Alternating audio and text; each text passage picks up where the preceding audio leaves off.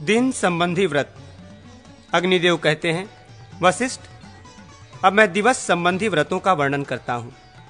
सबसे पहले धेनु व्रत के विषय में बतलाता हूं। जो मनुष्य विपुल स्वर्ण राशि के साथ उभयमुखी गौ का दान करता है और एक दिन तक पयोव्रत का आचरण करता है, वो परम पद को प्राप्त होता है। स्वर्णमय कल्पवृक्ष का दान देकर 3 दिन तक पयोव्रत करने वाला ब्रह्मपद को प्राप्त कर लेता है। इसे कल्पवृक्ष व्रत कहा गया है। 20 पल से अधिक स्वर्ण की पृथ्वी का निर्माण करा के दान दें और एक दिन पयोव्रत का अनुष्ठान करें। केवल दिन में व्रत रखने से मनुष्य रुद्रलोक को प्राप्त होता है। जो प्रत्येक पक्ष की 3 रात्रियों में एक भूत व्रत रखता है, वो दिन में निराहार रहकर त्रिरात्र व्रत करने वाला मनुष्य विपुल धन प्राप्त करता है। प्रत्येक मास में 3 एक भुक्त नक्त वाला व्रत करने वाला गणपति के सायुज्य को प्राप्त होता है।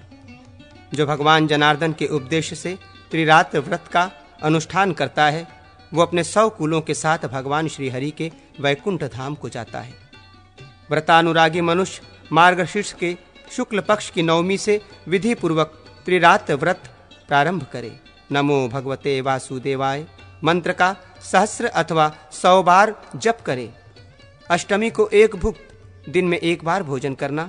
व्रत और नवमी, दशमी, एकादशी को उपवास करें। द्वादशी को भगवान श्री विष्णु का पूजन करें। यह व्रत कार्तिक में करना चाहिए। व्रत की समाप्ति पर ब्राह्मणों को भोजन करा के उन्हें वस्त्र, शय्या, आसन, छत्र, यज्ञोपवीत और पात्र दान करें। देते समय ब्राह्मणों से यह प्रार्थना करें, इस दुष्कर व्रत के अनुष्ठान में मेरे द्वारा जो त्रुटि हुई हो, आप लोगों की आज्ञा से वो परिपूर्ण हो जाए। ये त्रिरात्र व्रत न करने वाला इस लोक में भोगों का उपभोग करके मृत्यु के पश्चात भगवान श्री विष्णु के सानिध्य को प्राप्त करता है। अब मैं भोग और मोक्ष प्रदान करने वाले कार्तिक व्रत के विषय में कहता हूँ।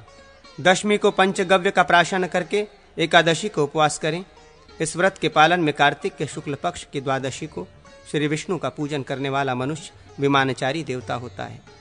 चैत्र में त्रिरात्र व्रत करके केवल रात्रि के समय भोजन करने वाला एवं व्रत की समाप्ति में 5 बकरियों का दान कर देने वाला सुखी होता है। कार्तिक के शुक्ल पक्ष की षष्ठी से आरंभ करके 3 दिन तक केवल दुग्ध पीकर रहे, फिर 3 दिन तक उपवास करे। इसे माहेंद्र कक्ष कहा जाता है। कार्तिक के शुक्ल पक्ष की एकादशी को आरंभ करके पंचरात्र व्रत करें। प्रथम दिन दुग्धपान करें, दूसरे दिन दधि का आहार करें, फिर 3 दिन उपवास करें। ये अर्थपद भास्कर कृच्छ कहलाता है। शुक्ल पक्ष की पंचमी से आरंभ करके 6 दिन तक क्रमशः यव की लपसी, शाक, दधि, दुग्ध, घृत और जल इन वस्तुओं का आहार करें। इसे शांतपन कृच्छ कहा गया है। मास संबंधी व्रत। अग्निदेव कहते हैं, मुनिश्रेष्ठ, अब मैं मास व्रतों का वर्णन करूंगा जो भोग और मोक्ष प्रदान करने वाले हैं। आषाढ़ से प्रारंभ होने वाले चातुर्मास्य में अभंग, मालिश और उबटन का त्याग करें। इससे मनुष्य उत्तम बुद्धि प्राप्त करता है। वैशाख में पुष्प रेणु तक का परित्याग करके गोदान करने वाला राज्य प्राप्त करता है। 1 मास उपवास रखकर गोदान करने वाला इस भीम व्रत के प्रभाव से श्री हरि स्वरूप हो जाता है। आषाढ़ से प्रारंभ होने वाले चातुर्मास्य में नियम पूर्वक प्रातः स्नान करने वाला विष्णुलोक को जाता है। माघ अथवा चैत्र मास की तृतीया को गुड़धेनु का दान दें। इसे गुड़ व्रत कहा गया है। इस महान व्रत का अनुष्ठान करने वाला शिव स्वरूप हो जाता है। मार्गशीर्ष आदि मासों में नक्त व्रत, रात्रि में 1 बार भोजन करने वाला विष्णुलोक का अधिकारी होता है। एक भुक्त व्रत का पालन करने वाला उसी प्रकार पृथक रूप से द्वादशी व्रत का भी पालन करे। फल व्रत करने वाला चातुर्मास्य में फलों का त्याग करके उसका दान करे। श्रावण से प्रारंभ होने वाले चातुर्मास्य में व्रतों के अनुष्ठान से व्रतकर्ता सब कुछ प्राप्त कर लेता है। चातुर्मास्य व्रतों का इस प्रकार विधान करें। आषाढ़ के शुक्ल पक्ष की एकादशी को उपवास रखें। प्रायः आषाढ़ में प्राप्त होने वाली कर्क संक्रांति में श्री हरि का पूजन करें और कहें, भगवान, मैंने आपके सम्मुख ये व्रत ग्रहण किया है। केशव, आपकी प्रसन्नता से इसकी निर्विघ्न सिद्धि हो। देवाधिदेव जनार्दन, यदि इस व्रत के ग्रहण के अनंतर इसकी अपूर्णता में मेरी मृत्यु हो जाए तो आपकी कृपा प्रसाद से व्रत संपूर्ण हो। व्रत करने वाला द्विज, मांस आदि निषिद्ध वस्तुओं को और तेल का त्याग करके श्री हरि का यजन करे। एक दिन के अंतर से उपवास रखकर त्रिरात्र व्रत करने वाला विष्णुलोक को प्राप्त होता है। चांद्रायण व्रत करने वाला विष्णुलोक का और मौन व्रत करने वाला मोक्ष का अधिकारी होता है। प्राजापत्य व्रत करने वाला स्वर्गलोक को जाता है। सत्तु और यव का भक्षण करके, दुग्ध आदि का आहार करके तथा पंचगव्य एवं जल पीकर कृच्छ व्रतों का अनुष्ठान करने वाला स्वर्ग को प्राप्त होता है। शाक, मूल और फल के आहार पूर्वक कृच्छ व्रत करने वाला मनुष्य वैकुंठ को जाता है। मांस और रस का परित्याग करके जौ का भोजन करने वाला श्री हरि के सानिध्य को प्राप्त करता है। अब मैं कौमुद व्रत का वर्णन करूंगा। आश्विन के शुक्ल पक्ष की एकादशी को उपवास रखें। द्वादशी को श्री विष्णु के अंगों में चंदनादि का अनुलेपन करके कमल और उत्पल आदि व पुष्पों से उनका पूजन करें। तदनंतर तिल तैल से परिपूर्ण दीपक और धृत सिद्ध पकवान का नैवेद्य समर्पित करें। श्री विष्णु को मालती पुष्पों की माला भी निवेदन करें। ओम नमो वासुदेवाय, इस मंत्र से व्रत का विसर्जन करें। इस प्रकार कौमुद व्रत का अनुष्ठान करने वाला धर्म, अर्थ, काम और मोक्ष चारों पुरुषार्थों को हस्तगत कर लेता है। मासोपवास व्रत करने वाला श्री विष्णु का पूजन करके सब कुछ प्राप्त कर लेता है। ऋतु, वर्ष, मास, संक्रांति आदि विभिन्न व्रतों का वर्णन। अग्निदेव कहते हैं, वशिष्ठ, अब मैं आपके सम्मुख ऋतु संबंधी व्रतों का वर्णन करता हूं, जो भोग और मोक्ष को सुलभ करने वाले हैं। जो वर्षा, शरद, हेमंत और शिशिर ऋतु में ईंधन का दान करता है एवं व्रतांत में धृतधेनु का दान करता है, वो अग्निव्रत का पालन करने वाला मनुष्य दूसरे जन्म में ब्राह्मण होता है। जो 1 मास तक संध्या के समय मौन रहकर मासांत में ब्राह्मण को धृतकुंभ, तिल, घंटा और वस्त्र देता है, वो सारस्वत व्रत करने वाला मनुष्य सुख का उपभोग करता है। 1 वर्ष तक पंचामृत से स्नान करके गोदान करने वाला राजा होता है। चैत्र की एकादशी को नक्तभुक्त व्रत करके चैत्र के समाप्त होने पर विष्णु भक्त ब्राह्मण को स्वर्णमयी विष्णु प्रतिमा का दान करे। इस विष्णु संबंधी उत्तम व्रत का पालन करने वाला विष्णु पद को प्राप्त करता है। 1 वर्ष तक खीर का भोजन करके गोयुग्म का दान करने वाला इस देवी व्रत के पालन के प्रभाव से श्री संपन्न होता है। जो 1 वर्ष तक पितृदेवों को समर्पित करके भोजन करता है, वो राज्य को प्राप्त करता है। ये वर्ष संबंधी व्रत कहे गए हैं। अब मैं संक्रांति संबंधी व्रतों का वर्णन करता हूँ। मनुष्य संक्रांति की रात्रि को जागरण करने से स्वर्गलोक को प्राप्त होता है। जब संक्रांति अमावस्या तिथि में हो तो शिव और सूर्य का पूजन करने से स्वर्ग की प्राप्ति होती है। उत्तरायण संबिंदनी मकर संक्रांति में प्रातःकाल स्नान करके भगवान श्री केशव की अर्चना करनी चाहिए। उद्यापन में 32 पल स्वर्ण का दान देकर वो संपूर्ण पापों से मुक्त हो जाता है। विषोवादि योगों में भगवान श्री हरि को धृत मिश्रित दुग्ध आदि से स्नान करा के मनुष्य सब कुछ प्राप्त कर लेता है। स्त्रियों के लिए उमाव्रत लक्ष्मी प्रदान करने वाला है। उन्हें तृतीया और अष्टमी तिथि को गौरी शंकर की पूजा करनी चाहिए। इस प्रकार शिव पार्वती की अर्चना करके नारी अखंड सौभाग्य को प्राप्त करती है और उसे कभी पति का वियोग नहीं होता। मूल व्रत एवं उमेश व्रत करने वाली तथा सूर्य में भक्ति रखने वाली स्त्री दूसरे जन्म में अवश्य पुरुषत्व को प्राप्त करती है। दीपदान व्रत की महिमा एवं विदर्भ राजकुमारी ललिता का उपाख्यान। अग्निदेव कहते हैं, वशिष्ठ, अब मैं भोग और मोक्ष प्रदान करने वाले दीपदान व्रत का वर्णन करता हूं। जो मनुष्य देव मंदिर अथवा ब्राह्मण के गृह में 1 वर्ष तक दीपदान करता है, वो सब कुछ प्राप्त कर लेता है। चातुर्मास्य में दीपदान करने वाला विष्णु लोक को और कार्तिक में दीपदान करने वाला स्वर्गलोक को प्राप्त होता है। दीपदान से बढ़कर न कोई व्रत है, न था और न होगा ही। दीपदान से आयु और नेत्र ज्योति की प्राप्ति होती है। दीपदान से धन और पुत्रादि की भी प्राप्ति होती है। दीपदान करने वाला सौभाग्य युक्त होकर स्वर्गलोक में देवताओं द्वारा पूजित होता है। विदर्भ राजकुमारी ललिता दीपदान के पुण्य से ही राजा चारुधर्मा की पत्नी हुई और उसकी 100 रानियों में प्रमुख हुई। उस साध्वी ने एक बार विष्णु मंदिर में सहस्त्र दीपों का दान किया। इस पर उसकी सपत्नियों ने उससे दीपदान का महात्म्य पूछा। उनके पूछने पर उसने इस प्रकार कहा। ललिता बोली, पहले की बात है, सौवीर राज के यहां मलेय नामक पुरोहित थे। उन्होंने देविका नदी के तट पर भगवान श्री विष्णु का मंदिर बनवाया। कार्तिक मास में उन्होंने दीपदान किया। बिलाव के डर से भागती हुई एक चूहिया ने अकस्मात अपने मुख के अग्रभाग से उस दीपक की बत्ती को बढ़ा दिया। बत्ती के बढ़ने से वह बूझता हुआ दीपक प्रज्वलित हो उठा।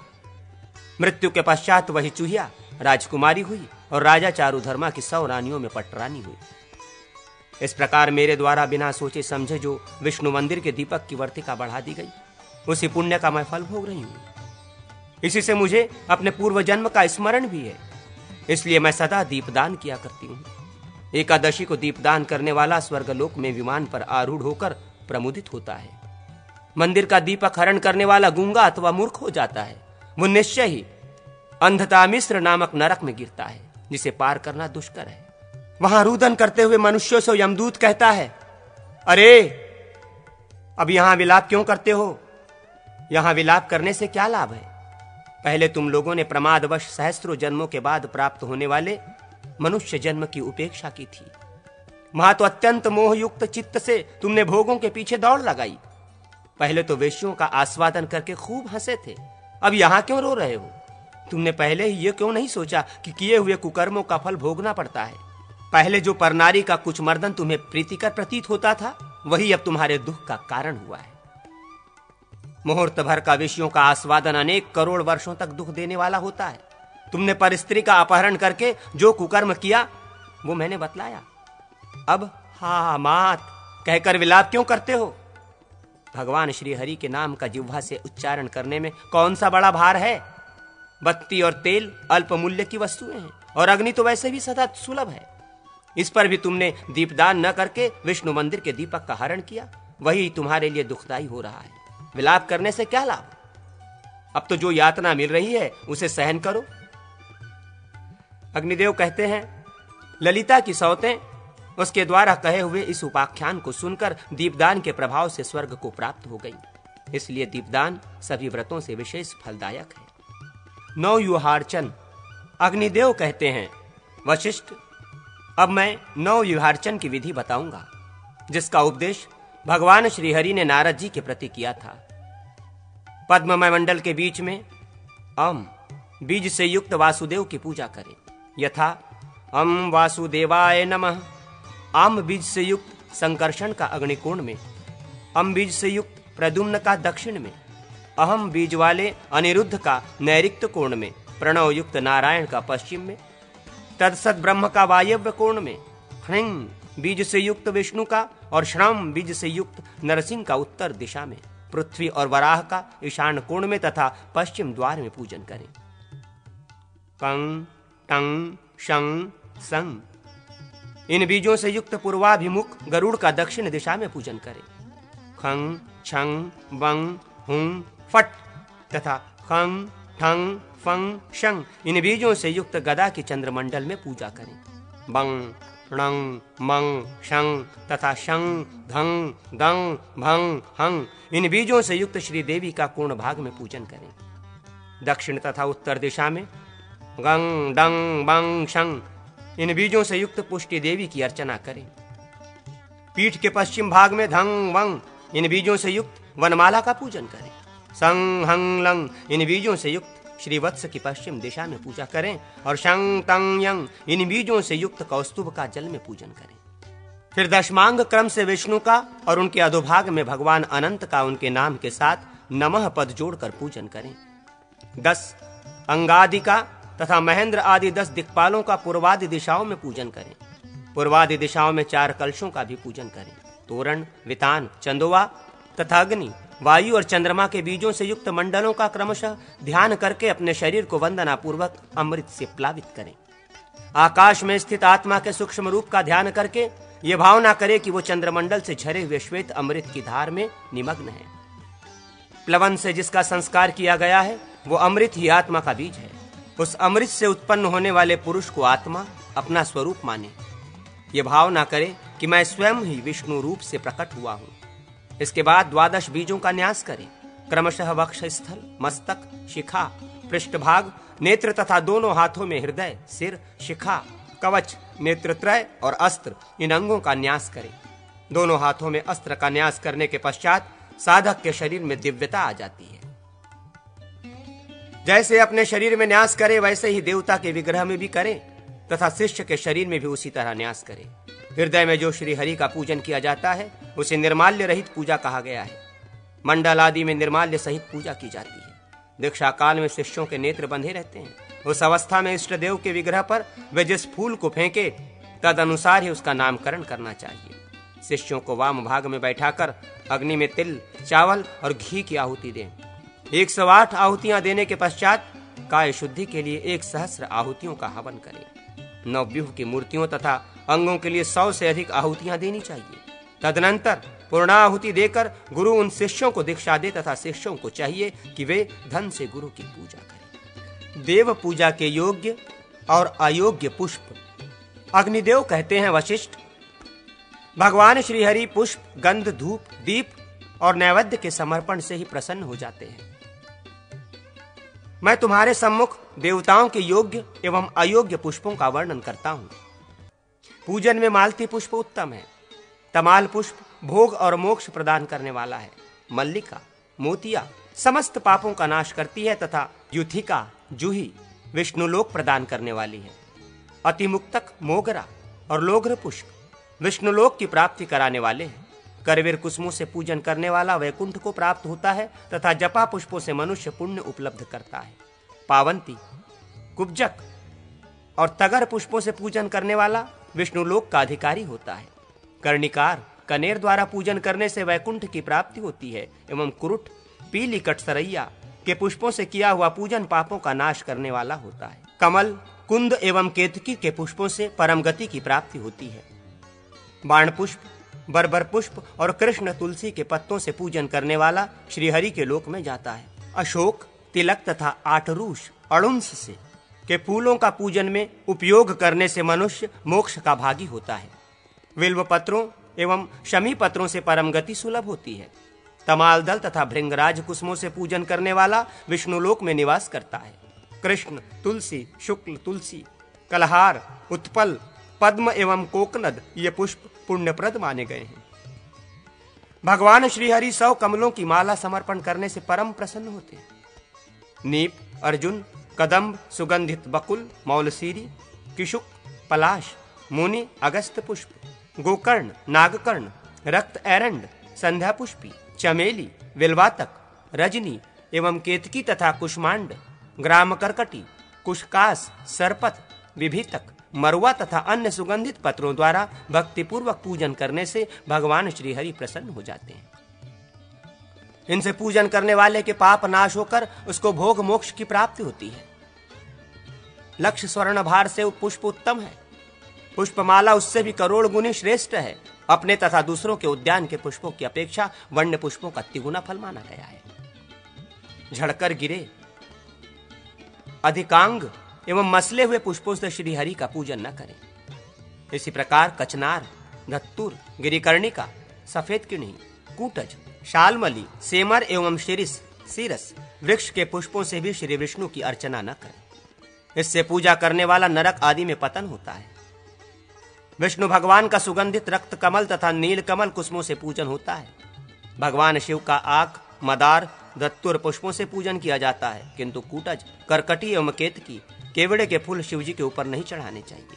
कुष्मांड एवं निम्ब के पुष्प तथा अन्य गंधहीन पुष्प पैशाच माने गए हैं। अहिंसा, इंद्रिय संयम, क्षमा, ज्ञान, दया एवं स्वाध्याय आदि 8 भाव पुष्पों से देवताओं का यजन करके मनुष्य भोग मोक्ष का भागी होता है। इनमें अहिंसा प्रथम पुष्प है, इंद्रिय निग्रह द्वितीय पुष्प है, संपूर्ण भूत प्राणियों पर दया तृतीय पुष्प है, क्षमा चौथा विशिष्ट पुष्प है। इसी प्रकार क्रमशः शम, तप एवं ध्यान 5वें, 6ठे और 7वें पुष्प है। सत्य 8वां पुष्प है। इनसे पूजित होने पर भगवान केशव प्रसन्न हो जाते हैं। इन 8 भाव पुष्पों से पूजा करने पर ही भगवान केशव संतुष्ट होते हैं। नरश्रेष्ठ, अन्य पुष्प तो पूजा के बाह्य उपकरण हैं। श्री विष्णु तो भक्ति एवं दया से समन्वित भाव पुष्पों द्वारा पूजित होने पर परितुष्ट होते हैं। जलवारुण्य पुष्प है। धृत, दुग्ध, दधि, सौम्य पुष्प है। अन्नाजी प्राजापत्य पुष्प है। धूप दीप आग्नेय पुष्प है। फल पुष्पादि पंचम वानस्पत्य पुष्प है। कुशमूल आदि पार्थिव पुष्प है। गंध चंदन वायव्य कुसुम है, श्रद्धादि भाव वैष्णव प्रसन्न है। ये 8 पुष्पिकाएं हैं जो सब कुछ देने वाली हैं। आसन, योग पीठ, मूर्ति निर्माण, पंचांग न्यास तथा 8 पुष्पिकाएं ये विष्णु रूप है। भगवान श्री हरि पूर्वोक्त 8 पुष्पिका द्वारा पूजन करने से प्रसन्न होते हैं। इसके अतिरिक्त भगवान श्री विष्णु का वासुदेव आदि नामों से एवं श्री शिव का ईशान आदि नाम से पुष्पों से भी पूजन किया जाता है। नरकों का वर्णन। अग्निदेव कहते हैं, वशिष्ठ, अब मैं नरकों का वर्णन करता हूं। भगवान श्री विष्णु का पुष्पादि उपचारों से पूजन करने वाले नरक को नहीं प्राप्त होते। आयु के समाप्त होने पर पुरुष न चाहता हुआ भी प्राणों से बिछुड़ जाता है। देहधारी जीव जल, अग्नि, विष, शस्त्राघात, भूख, व्याधि या पर्वत से पतन, किसी न किसी निमित्त को पाकर प्राणों से हाथ धो बैठता है। वो अपने कर्मों के अनुसार यातनाएं भोगने के लिए दूसरा शरीर ग्रहण करता है। इस प्रकार पाप कर्म करने वाला दुख भोगता है, परंतु धर्मात्मा पुरुष सुख का भोग करता है। मृत्यु के पश्चात पापी जीव को यमदूत बड़े दुर्गम मार्ग से ले जाते हैं और वो यमपुरी के दक्षिण द्वार से यमराज के पास पहुंचाया जाता है। वे यमदूत बड़े डरावने होते हैं, परंतु धर्मात्मा मनुष्य पश्चिम आदि द्वारों से ले जाए जाते हैं। वहां पापी जीव यमराज की आज्ञा से यमदूतों द्वारा नरकों में गिराए जाते हैं, किंतु वशिष्ठ आदि ऋषियों द्वारा प्रतिपादित धर्म का आचरण करने वाले स्वर्ग में ले जाए जाते हैं। गोहत्यारा महावीच नामक नरक में 1,00,000 वर्ष तक पीड़ित किया जाता है। ब्रह्मघाती अत्यंत दहकते हुए ताम्र कुंभ नामक नरक में गिराए जाते हैं और भूमि का अपहरण करने वाले पापी को महाप्रलय काल तक रौरव नरक में धीरे धीरे दुख सह पीड़ा दी जाती है। स्त्री, बालक अथवा वृद्धों का वध करने वाले पापी 14 इंद्रों के राज्य काल पर्यंत महारौरव नामक रौद्र नरक में क्लेश भोगते हैं। दूसरों के घर और खेत को जलाने वाले अत्यंत भयंकर महारौरव नरक में 1 कल्प पर्यंत पकाए जाते हैं। चोरी करने वाले को तामिश्र नामक नरक में गिराया जाता है। इसके बाद उसे अनेक कल्पों तक यमराज के अनुचर भालों से बींधते रहते हैं और फिर महातमिश्र नरक में जाकर वो पापी सर्पों और जोंकों द्वारा पीड़ित किया जाता है। मात्र घाती आदि मनुष्य असिपत्र वन नामक नरक में गिराए जाते हैं। वहां तलवारों से उनके अंग तब तक काटे जाते हैं जब तक ये पृथ्वी स्थित रहती है। जो इस लोक में दूसरे प्राणियों के हृदय को जलाते हैं वे अनेक कल्पों तक क्रम्भवालु का नरक में जलती हुई रेत में भुने जाते हैं। दूसरों को बिना दिए अकेले मिष्टान्न भोजन करने वाला काकोल नामक नरक में कीड़ा और विष्ठा का भक्षण करता है। पंच महायज्ञ और नित्य कर्म का परित्याग करने वाला कुट्टल नामक नरक में जाकर मूत्र और रक्त का पान करता है। अभक्ष वस्तु का भक्षण करने वाले को महादुर्गंधमय नरक में गिरकर रक्त का आहार करना पड़ता है। दूसरों को कष्ट देने वाला तैलपाक नामक नरक में तिलों की भांति पेरा जाता है। शरणागत का वध करने वाले को भी तेलपाक में पकाया जाता है। यज्ञ में कोई चीज देने की प्रतिज्ञा करके ना देने वाला, निरुच्छास में रस विक्रय करने वाला वज्रकटाह नामक नरक में और असत्य भाषण करने वाला महापात नामक नरक में गिराया जाता है। पाप पूर्ण विचार रखने वाला महाज्वाल में, अगम्य स्त्री के साथ गमन करने वाला कक्रच में, वर्ण संकर संतान उत्पन्न करने वाला गुड़पाक में, दूसरों के मर्म स्थानों में पीड़ा पहुंचाने वाला प्रदुद में, प्राणी हिंसा करने वाला शारहद में, भूमि का अपहरण करने वाला शूरधार में, गौ का स्वर्ण की चोरी करने वाला अम्बरीश में, वृक्ष काटने वाला वज्र शस्त्र में, मधु चुराने वाला परिताप में, दूसरों का धन अपहरण करने वाला कालसूत्र में, अधिक मांस खाने वाला कश्मल में और पीतरों को पिंड न देने वाला उग्रगंध नामक नरक में यमदूतों द्वारा ले जाया जाता है। घूस खाने वाला दुर्धर नामक नरक में और निरपराध मनुष्यों को कैद करने वाले लोहमय मंजूष नामक नरक में यमदूतों द्वारा ले जाकर कैद किए जाते हैं।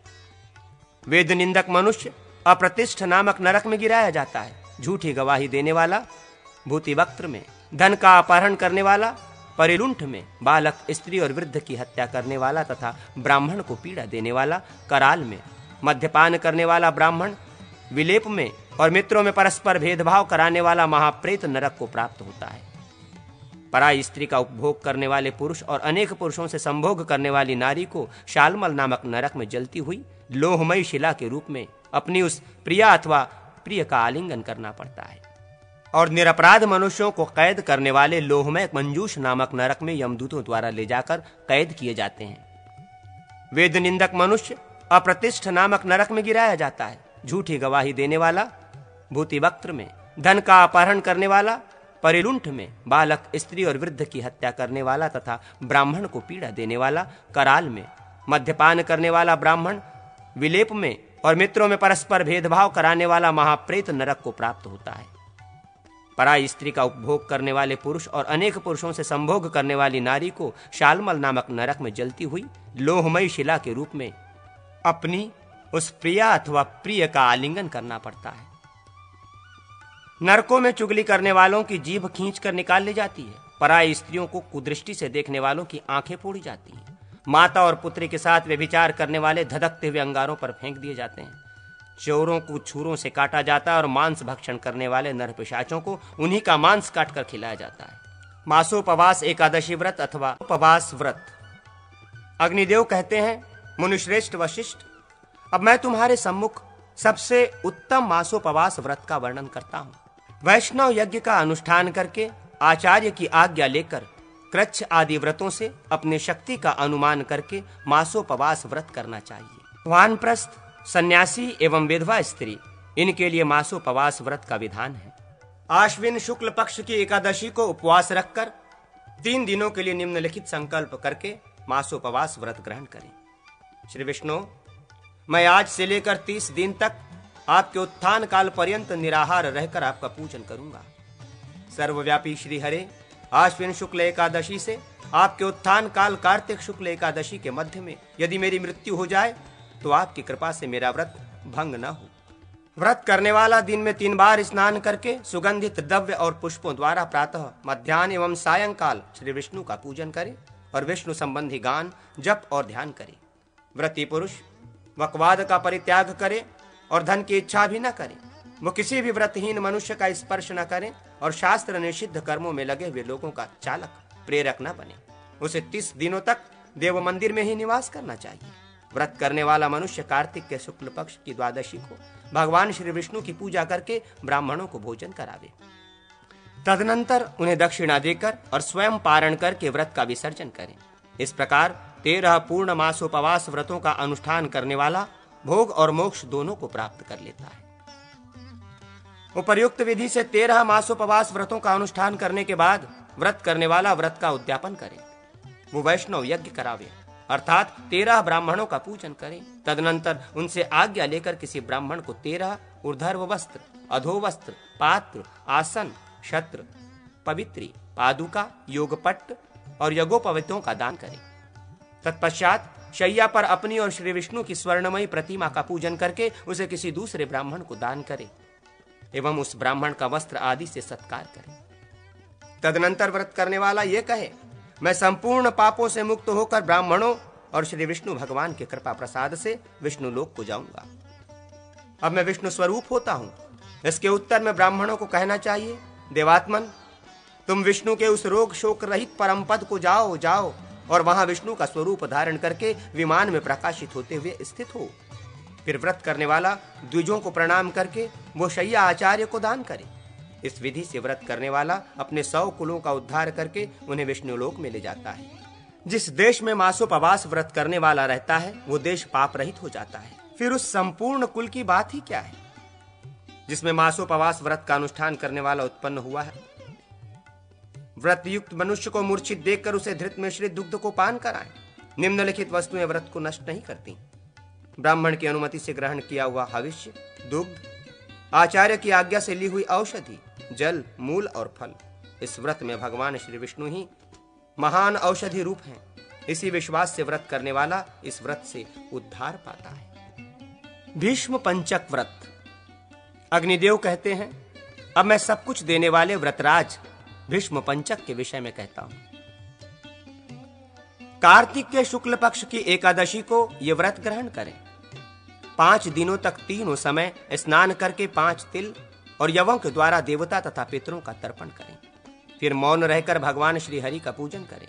देवाधिदेव श्री विष्णु को पंचगव्य और पंचामृत से स्नान करावे और उनके श्रीअंगों में चंदन आदि सुगंधित द्रव्यों का आलेपन करके उनके सम्मुख धृतयुक्त गुग्गुल जलावे। प्रातः काल और रात्रि के समय भगवान श्री विष्णु को दीपदान करें और उत्तम भोज्य पदार्थ का नैवेद्य समर्पित करें। व्रती पुरुष ओम नमो भगवते वासुदेवाय इस द्वादशाक्षर मंत्र का 108 बार जप करें। तदनंतर धृतसिक्त तिल और जौ का अंत में स्वाहा से संयुक्त ओम नमो भगवते वासुदेवाय इस द्वादशाक्षर मंत्र से हवन करें। पहले दिन भगवान के चरणों का कमल से पुष्पों से, दूसरे दिन घुटनों और संगति भाग दोनों उरुओं का बिल्व पत्रों से, तीसरे दिन नाभि का भृंगराज से, चौथे दिन बाण पुष्प बिल्व पत्र और जपा पुष्पों द्वारा एवं पांचवें दिन मालती पुष्पों से सर्वांग का पूजन करें। व्रत करने वाले को भूमि पर शयन करना चाहिए। एकादशी को गोमय, द्वादशी को गोमूत्र, त्रयोदशी को दधि, चतुर्दशी को दुग्ध और अंतिम दिन पंचगव्य का आहार करें। पौर्णमासी को नक्त व्रत करना चाहिए। इस प्रकार व्रत करने वाला भोग और मोक्ष दोनों को प्राप्त कर लेता है। भीष्म पितामह इसी व्रत का अनुष्ठान करके भगवान श्री हरि को प्राप्त हुए थे। इसी से ये भीष्म पंचक के नाम से प्रसिद्ध है। ब्रह्मा जी ने भी इस व्रत का अनुष्ठान करके श्री हरि का पूजन किया था।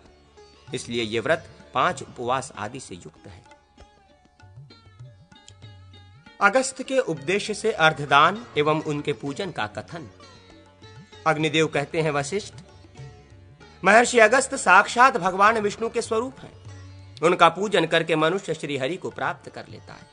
जब सूर्य कन्या राशि को प्राप्त न हुए हों किंतु उसके निकट हो, तब 3/1/2 दिन तक उपवास रखकर अगस्त का पूजन करके उन्हें अर्ध ध्यान दे। पहले दिन जब 4 घंटा दिन बाकी रहे तब व्रत का आरंभ करके प्रदोष काल में अगस्त मुनि की काश पुष्पमयी मूर्ति को कलश पर स्थापित करें और उस कलश स्थित मूर्ति का पूजन करें। अर्ध देने वाले को रात्रि में जागरण भी करना चाहिए। अगस्त के आवाहन का मंत्र ये है, अगस्त मुनि शार्दुल तेजो राशे महामते इमाम मम कृताम पूजाम गृहस्व प्रिययास। मुनि श्रेष्ठ अगस्त, आप तेज पुंजमय और महाबुद्धिमान हैं। अपनी प्रियतमा पत्नी लोपामुद्रा के साथ मेरे द्वारा की गई इस पूजा को ग्रहण कीजिए। इस प्रकार अगस्त का आवाहन करें और उन्हें गंध, पुष्प, फल, जल आदि से अर्धदान दे।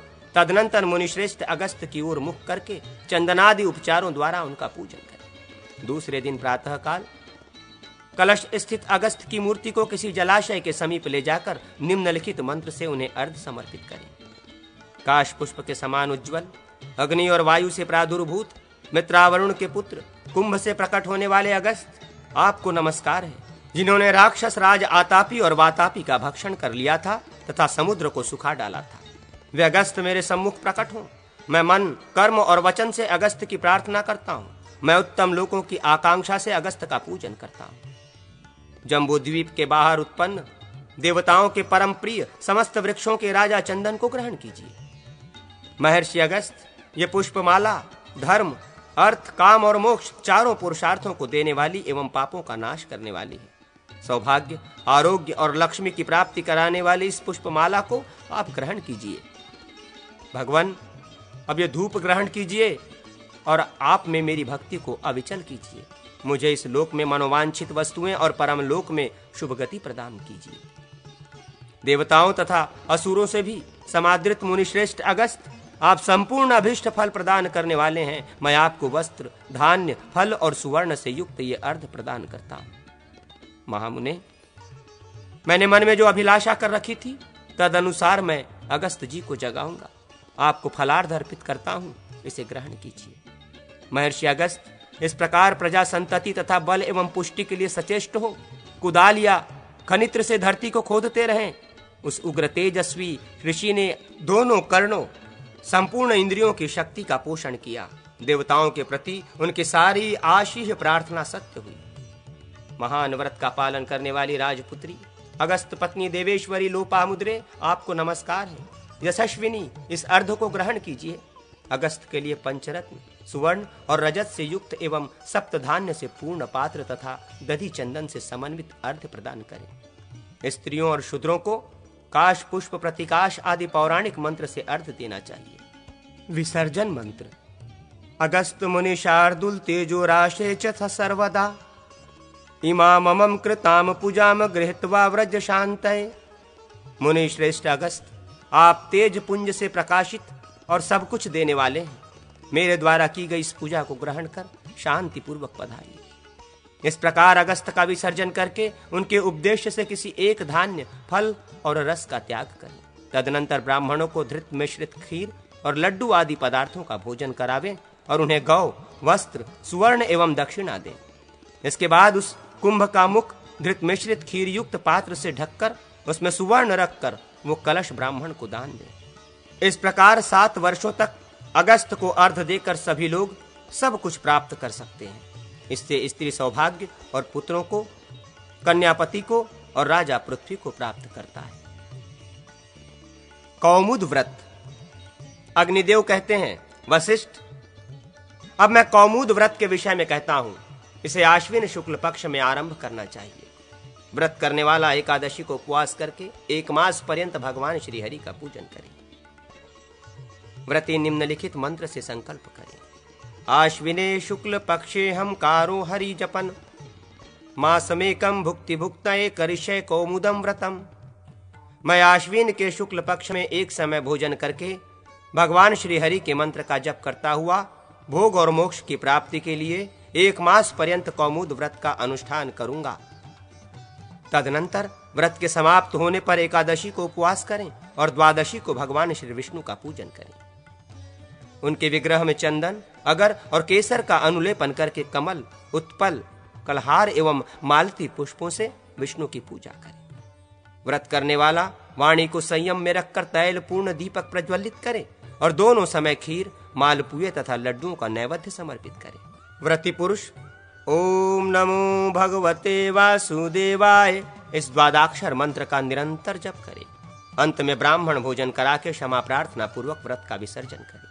देव जागरणी या हरि प्रबोधनी एकादशी तक 1 मास पर्यंत उपवास करने से कौमुद व्रत पूर्ण होता है। इतने ही दिनों का पूर्वोक्त मासोपवास भी होता है, किंतु इस कौमुद व्रत से उसकी अपेक्षा अधिक फल भी प्राप्त होता है। व्रतदान समुच्चय।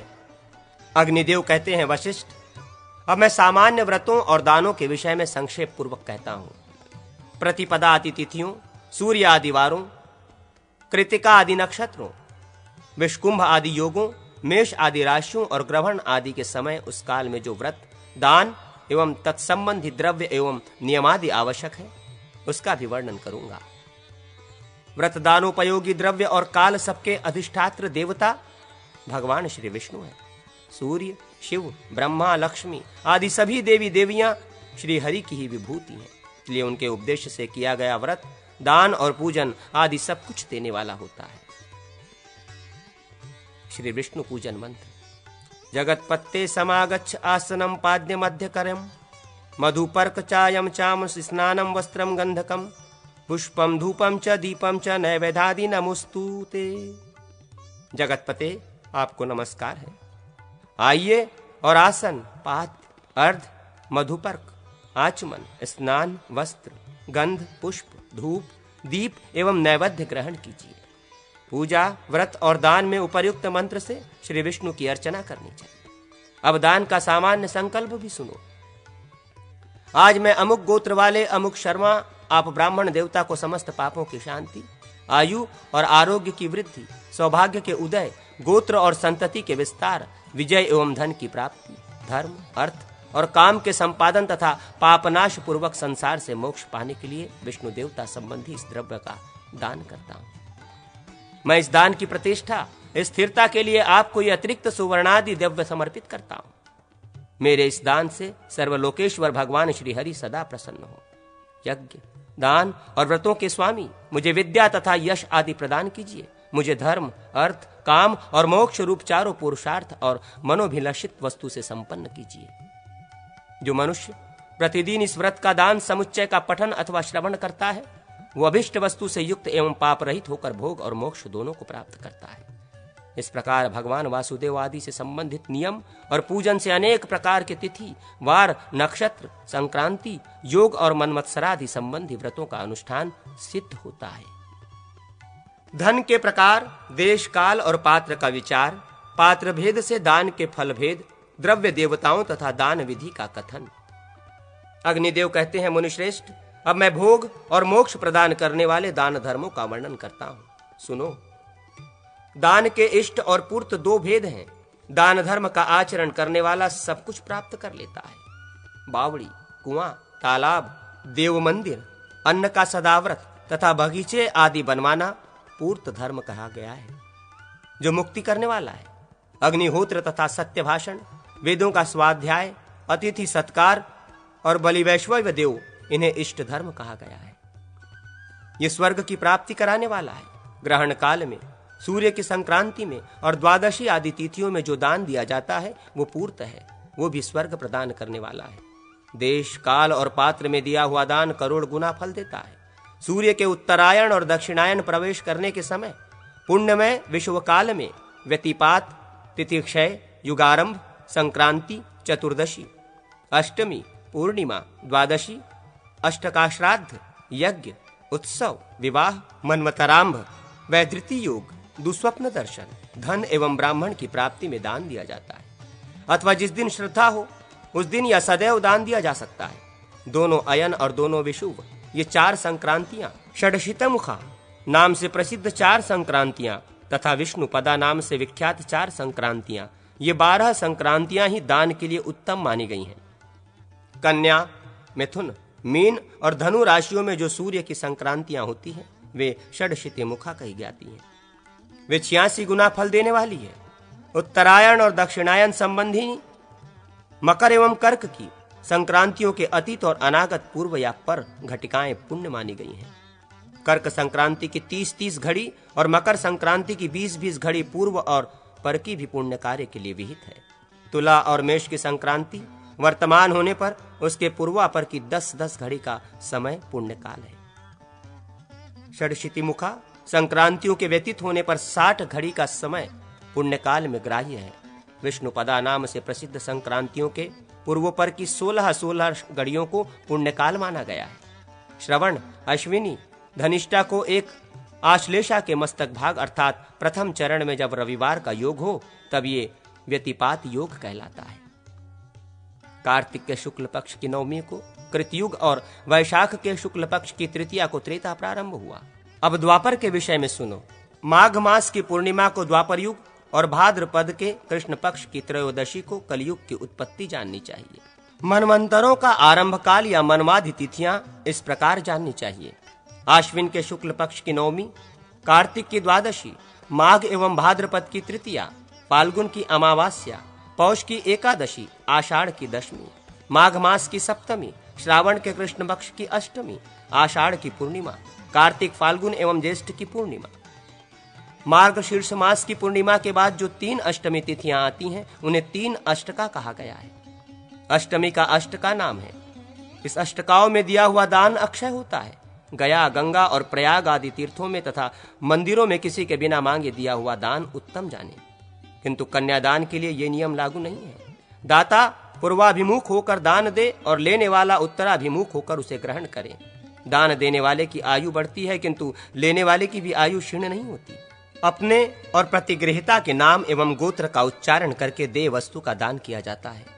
कन्यादान में इसकी 3 आवृत्तियां की जाती हैं। स्नान और पूजन करके हाथ में जल लेकर उपर्युक्त संकल्प पूर्वक दान दें। सुवर्ण, अश्व, तिल, हाथी, दासी, रथ, भूमि, गृह, कन्या और कपिला गौ का दान दें। ये 10 महादान है।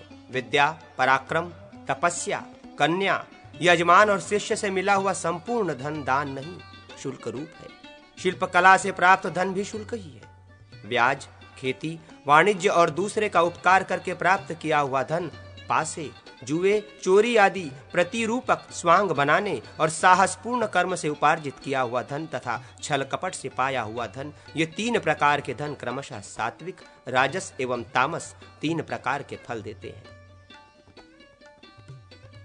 विवाह के समय मिला हुआ, ससुराल को विदा होते समय प्रीति के निमित्त प्राप्त हुआ, पति द्वारा दिया गया, भाई से मिला हुआ, माता से प्राप्त हुआ तथा पिता से मिला हुआ, यह 6 प्रकार के धन स्त्री धन माने गए हैं। ब्राह्मण, क्षत्रिय और वैश्यों के अनुग्रह से प्राप्त हुआ धन शूद्र का होता है। गौ, गृह, शैया और स्त्री ये अनेक व्यक्तियों को नहीं दी जानी चाहिए। इनको अनेक व्यक्तियों के साझे में देना पाप है। प्रतिज्ञा करके फिर न देने से प्रतिज्ञाकर्ता के 100 कुलों का विनाश हो जाता है। किसी भी स्थान पर उपार्जित किया हुआ पुण्य देवता आचार्य एवं माता पिता को प्रयत्नपूर्वक समर्पित करना चाहिए। दूसरे से लाभ की इच्छा रखकर दिया हुआ धन निष्फल होता है। धर्म की सिद्धि श्रद्धा से होती है। श्रद्धा पूर्वक दिया हुआ जल भी अक्षय होता है। जो ज्ञान, शील और सद्गुणों से संपन्न हो एवं दूसरों को कभी पीड़ा न पहुंचाता हो, वो दान का उत्तम पात्र माना गया है। अज्ञानी मनुष्यों का पालन एवं त्राण करने से वो पात्र कहलाता है। माता को दिया गया दान 100 गुना और पिता को दिया हुआ 1000 गुना होता है। पुत्री और सहोदर भाइयों को दिया हुआ दान अनंत एवं अक्षय होता है। मनुष्येतर प्राणियों को दिया गया दान सम होता है, न्यून या अधिक नहीं। पापात्मा मनुष्य को दिया गया दान अत्यंत निष्फल जानना चाहिए। वर्ण संकर को दिया हुआ दान 2 गुना, शूद्र को दिया हुआ दान 4 गुना, वैश्य अथवा क्षत्रिय को दिया हुआ 8 गुना, ब्राह्मण ब्रुव नाम मात्र के ब्राह्मण को दिया हुआ दान 16 गुना और वेद पाठी ब्राह्मण को दिया हुआ दान 100 गुना फल देता है। वेदों के अभिप्राय का बोध कराने वाले आचार्य को दिया हुआ दान अनंत होता है। पुरोहित एवं याजक आदि को दिया हुआ दान अक्षय कहलाता है। धनहीन ब्राह्मण को और यज्ञकर्ता ब्राह्मण को दिया हुआ दान अनंत फलदायक होता है। तपोहीन, स्वाध्याय रहित और प्रतिग्रह में रुचि रखने वाला ब्राह्मण जल में पत्थर की नौका पर बैठे हुए के समान है। वो उस प्रस्तरमय नौका के साथ ही डूब जाता है। ब्राह्मण को स्नान एवं जल का उपर्शन करके प्रयत्नपूर्वक पवित्र हो दान ग्रहण करना चाहिए। प्रतिग्रह लेने वाले को सदैव गायत्री का जप करना चाहिए एवं उसके साथ ही साथ प्रतिग्रहित द्रव्य और देवता का उच्चारण करना चाहिए। प्रतिग्रह लेने वाले श्रेष्ठ ब्राह्मण से दान ग्रहण करके उच्च स्वर में, क्षत्रिय से दान लेकर मंद स्वर में और वैश्य का प्रतिग्रह स्वीकार करके उपांशु होठों को बिना हिलाए जप करें। शूद्र से प्रतिग्रह लेकर मानसिक जप और स्वस्ति वाचन करें। मुनिश्रेष्ठ, अभय के सर्व देवगण देवता हैं, भूमि के विष्णु देवता हैं, कन्या और दास दासी के देवता प्रजापति कहे गए हैं। गज के देवता भी प्रजापति ही हैं। अश्व के यम, एक खुर वाले पशुओं के सर्व देवगण, महिष के यम, उदृष्ट के नैऋत्य, धेनु के रुद्र, बकरे के अग्नि, भेड़, सिंह एवं वराह के जल देवता है। वन्य पशुओं के वायु, जलपात्र और कलश आदि जलाशयों के वरुण, समुद्र से उत्पन्न होने वाले रत्नों तथा स्वर्ण लोहादि धातुओं के अग्नि, पक्वान्न और धान्यों के प्रजापति, सुगंध के गंधर्व, वस्त्र के बृहस्पति, सभी पक्षियों के वायु, विद्या एवं विद्यांगों के ब्रह्मा, पुस्तक आदि की सरस्वती देवी, शिल्प के विश्वकर्मा एवं वृक्षों के वनस्पति देवता है। ये समस्त द्रव्य देवता भगवान श्री हरि के अंगभूत हैं। छत्र, कृष्ण मृग चर्म, शैया, रथ, आसन, पादुका तथा वाहन इनके देवता ऊर्ध्वांगिरा, उत्तानांगिरा कहे गए हैं। युद्धोपयोगी सामग्री, शस्त्र और ध्वज आदि के सर्वदेवगण देवता हैं। ग्रह के भी देवता सर्वदेवगण ही हैं। संपूर्ण पदार्थों के देवता विष्णु अथवा शिव हैं, क्योंकि कोई भी वस्तु उनसे भिन्न नहीं है। दान देते समय पहले द्रव्य का नाम ले, फिर ददामी देता हूं ऐसा कहें, फिर संकल्प का जल दान लेने वाले के हाथ में दे। दान में यही विधि बतलाई गई है। प्रतिग्रह लेने वाले ये कहे, विष्णु दाता है, विष्णु ही द्रव्य है और मैं इस दान को ग्रहण करता हूं। ये धर्मानुकूल प्रतिग्रह कल्याणकारी हो। दाता को इससे भोग और मोक्ष रूप फलों की प्राप्ति हो। गुरुजनों, माता पिता और सेवकों के उद्धार के लिए देवताओं और पितरों का पूजन करना हो तो उसके लिए सबसे प्रतिग्रह ले, परंतु उसे अपने उपयोग में न लावे। शूद्र का यह धन यज्ञ कार्य में ग्रहण न करे, क्योंकि उसका फल शूद्र को ही प्राप्त होता है। वृत्ति रहित ब्राह्मण शूद्र से गुड़, तक्र, रस आदि पदार्थ ग्रहण कर सकता है। जीविका विहीन द्विज सबका दान ले सकता है, क्योंकि ब्राह्मण स्वभाव से ही अग्नि और सूर्य के समान पवित्र है। इसलिए आपत्ति काल में निंदित पुरुष को पढ़ाने, यज्ञ कराने और उनसे दान लेने से उसको पाप नहीं लगता। कृतयुग में ब्राह्मण के घर जाकर दान दिया जाता है, त्रेता में अपने घर बुलाकर, द्वापर में मांगने पर और कलयुग में अनुगमन करने पर दिया जाता है। समुद्र का पार मिल सकता है, किंतु दान का अंत नहीं मिल सकता। दाता मन ही मन सत्पात्र के उपदेश से निम्नलिखित संकल्प करके भूमि पर जल छोड़े। आज मैं चंद्रमा अथवा सूर्य के ग्रहण या संक्रांति के समय गंगा, गया अथवा प्रयाग आदि अनंत गुण संपन्न तीर्थ देश में अमुक गोत्र वाले वेद वेदांग देववेत्ता महात्मा एवं सतपात्र अमुक शर्मा को विष्णु, रुद्र अथवा जो देवता हो उन देवता संबंधी अमुक महाद्रव्य कीर्ति, विद्या, महती कामना, सौभाग्य और आरोग्य के उदय के लिए, समस्त पापों की शांति एवं स्वर्ग के लिए, भोग और मोक्ष के प्राप्त्यर्थ आपको दान करता हूँ। इससे देवलोक, अंतरिक्ष और भूमि संबंधी समस्त उत्पातों का विनाश करने वाले मंगलमय श्री हरि मुझ पर प्रसन्न हो और मुझे धर्म, अर्थ, काम एवं मोक्ष की प्राप्ति कराकर ब्रह्मलोक प्रदान करे। तदनंतर ये संकल्प पढ़े, अमुक नाम और गोत्र वाले ब्राह्मण अमुक शर्मा को मैं इस दान की प्रतिष्ठा के निमित्त सुवर्ण की दक्षिणा देता हूं। इस दान वाक्य से समस्त दान दे। 16 महादानों के नाम, 10 मेरुदान, 10 धेनुदान और विविध गोदानों का वर्णन। अग्निदेव कहते हैं, वशिष्ठ, अब मैं सभी प्रकार के दानों का वर्णन करता हूं। 16 महादान होते हैं। सर्वप्रथम तुला पुरुष दान, फिर हिरण्य गर्भदान, ब्रह्मांड दान, कल्पवृक्ष दान, 5वां सहस्र गोदान, स्वर्णमयी कामधेनु का दान, 7वां स्वर्ण निर्मित अश्व का दान, स्वर्णमय अश्वयुक्त रथ का दान, स्वर्ण रचित हस्ती रथ का दान, 5 हलों का दान, भूमि दान, विश्वचक्र दान, कल्पलता दान, उत्तम सप्त समुद्र दान, रत्नधेनु दान और जलपूर्ण कुंभ दान। ये दान शुभ दिनों में मंडलाकार मंडप में देवताओं का पूजन करके ब्राह्मण को देने चाहिए।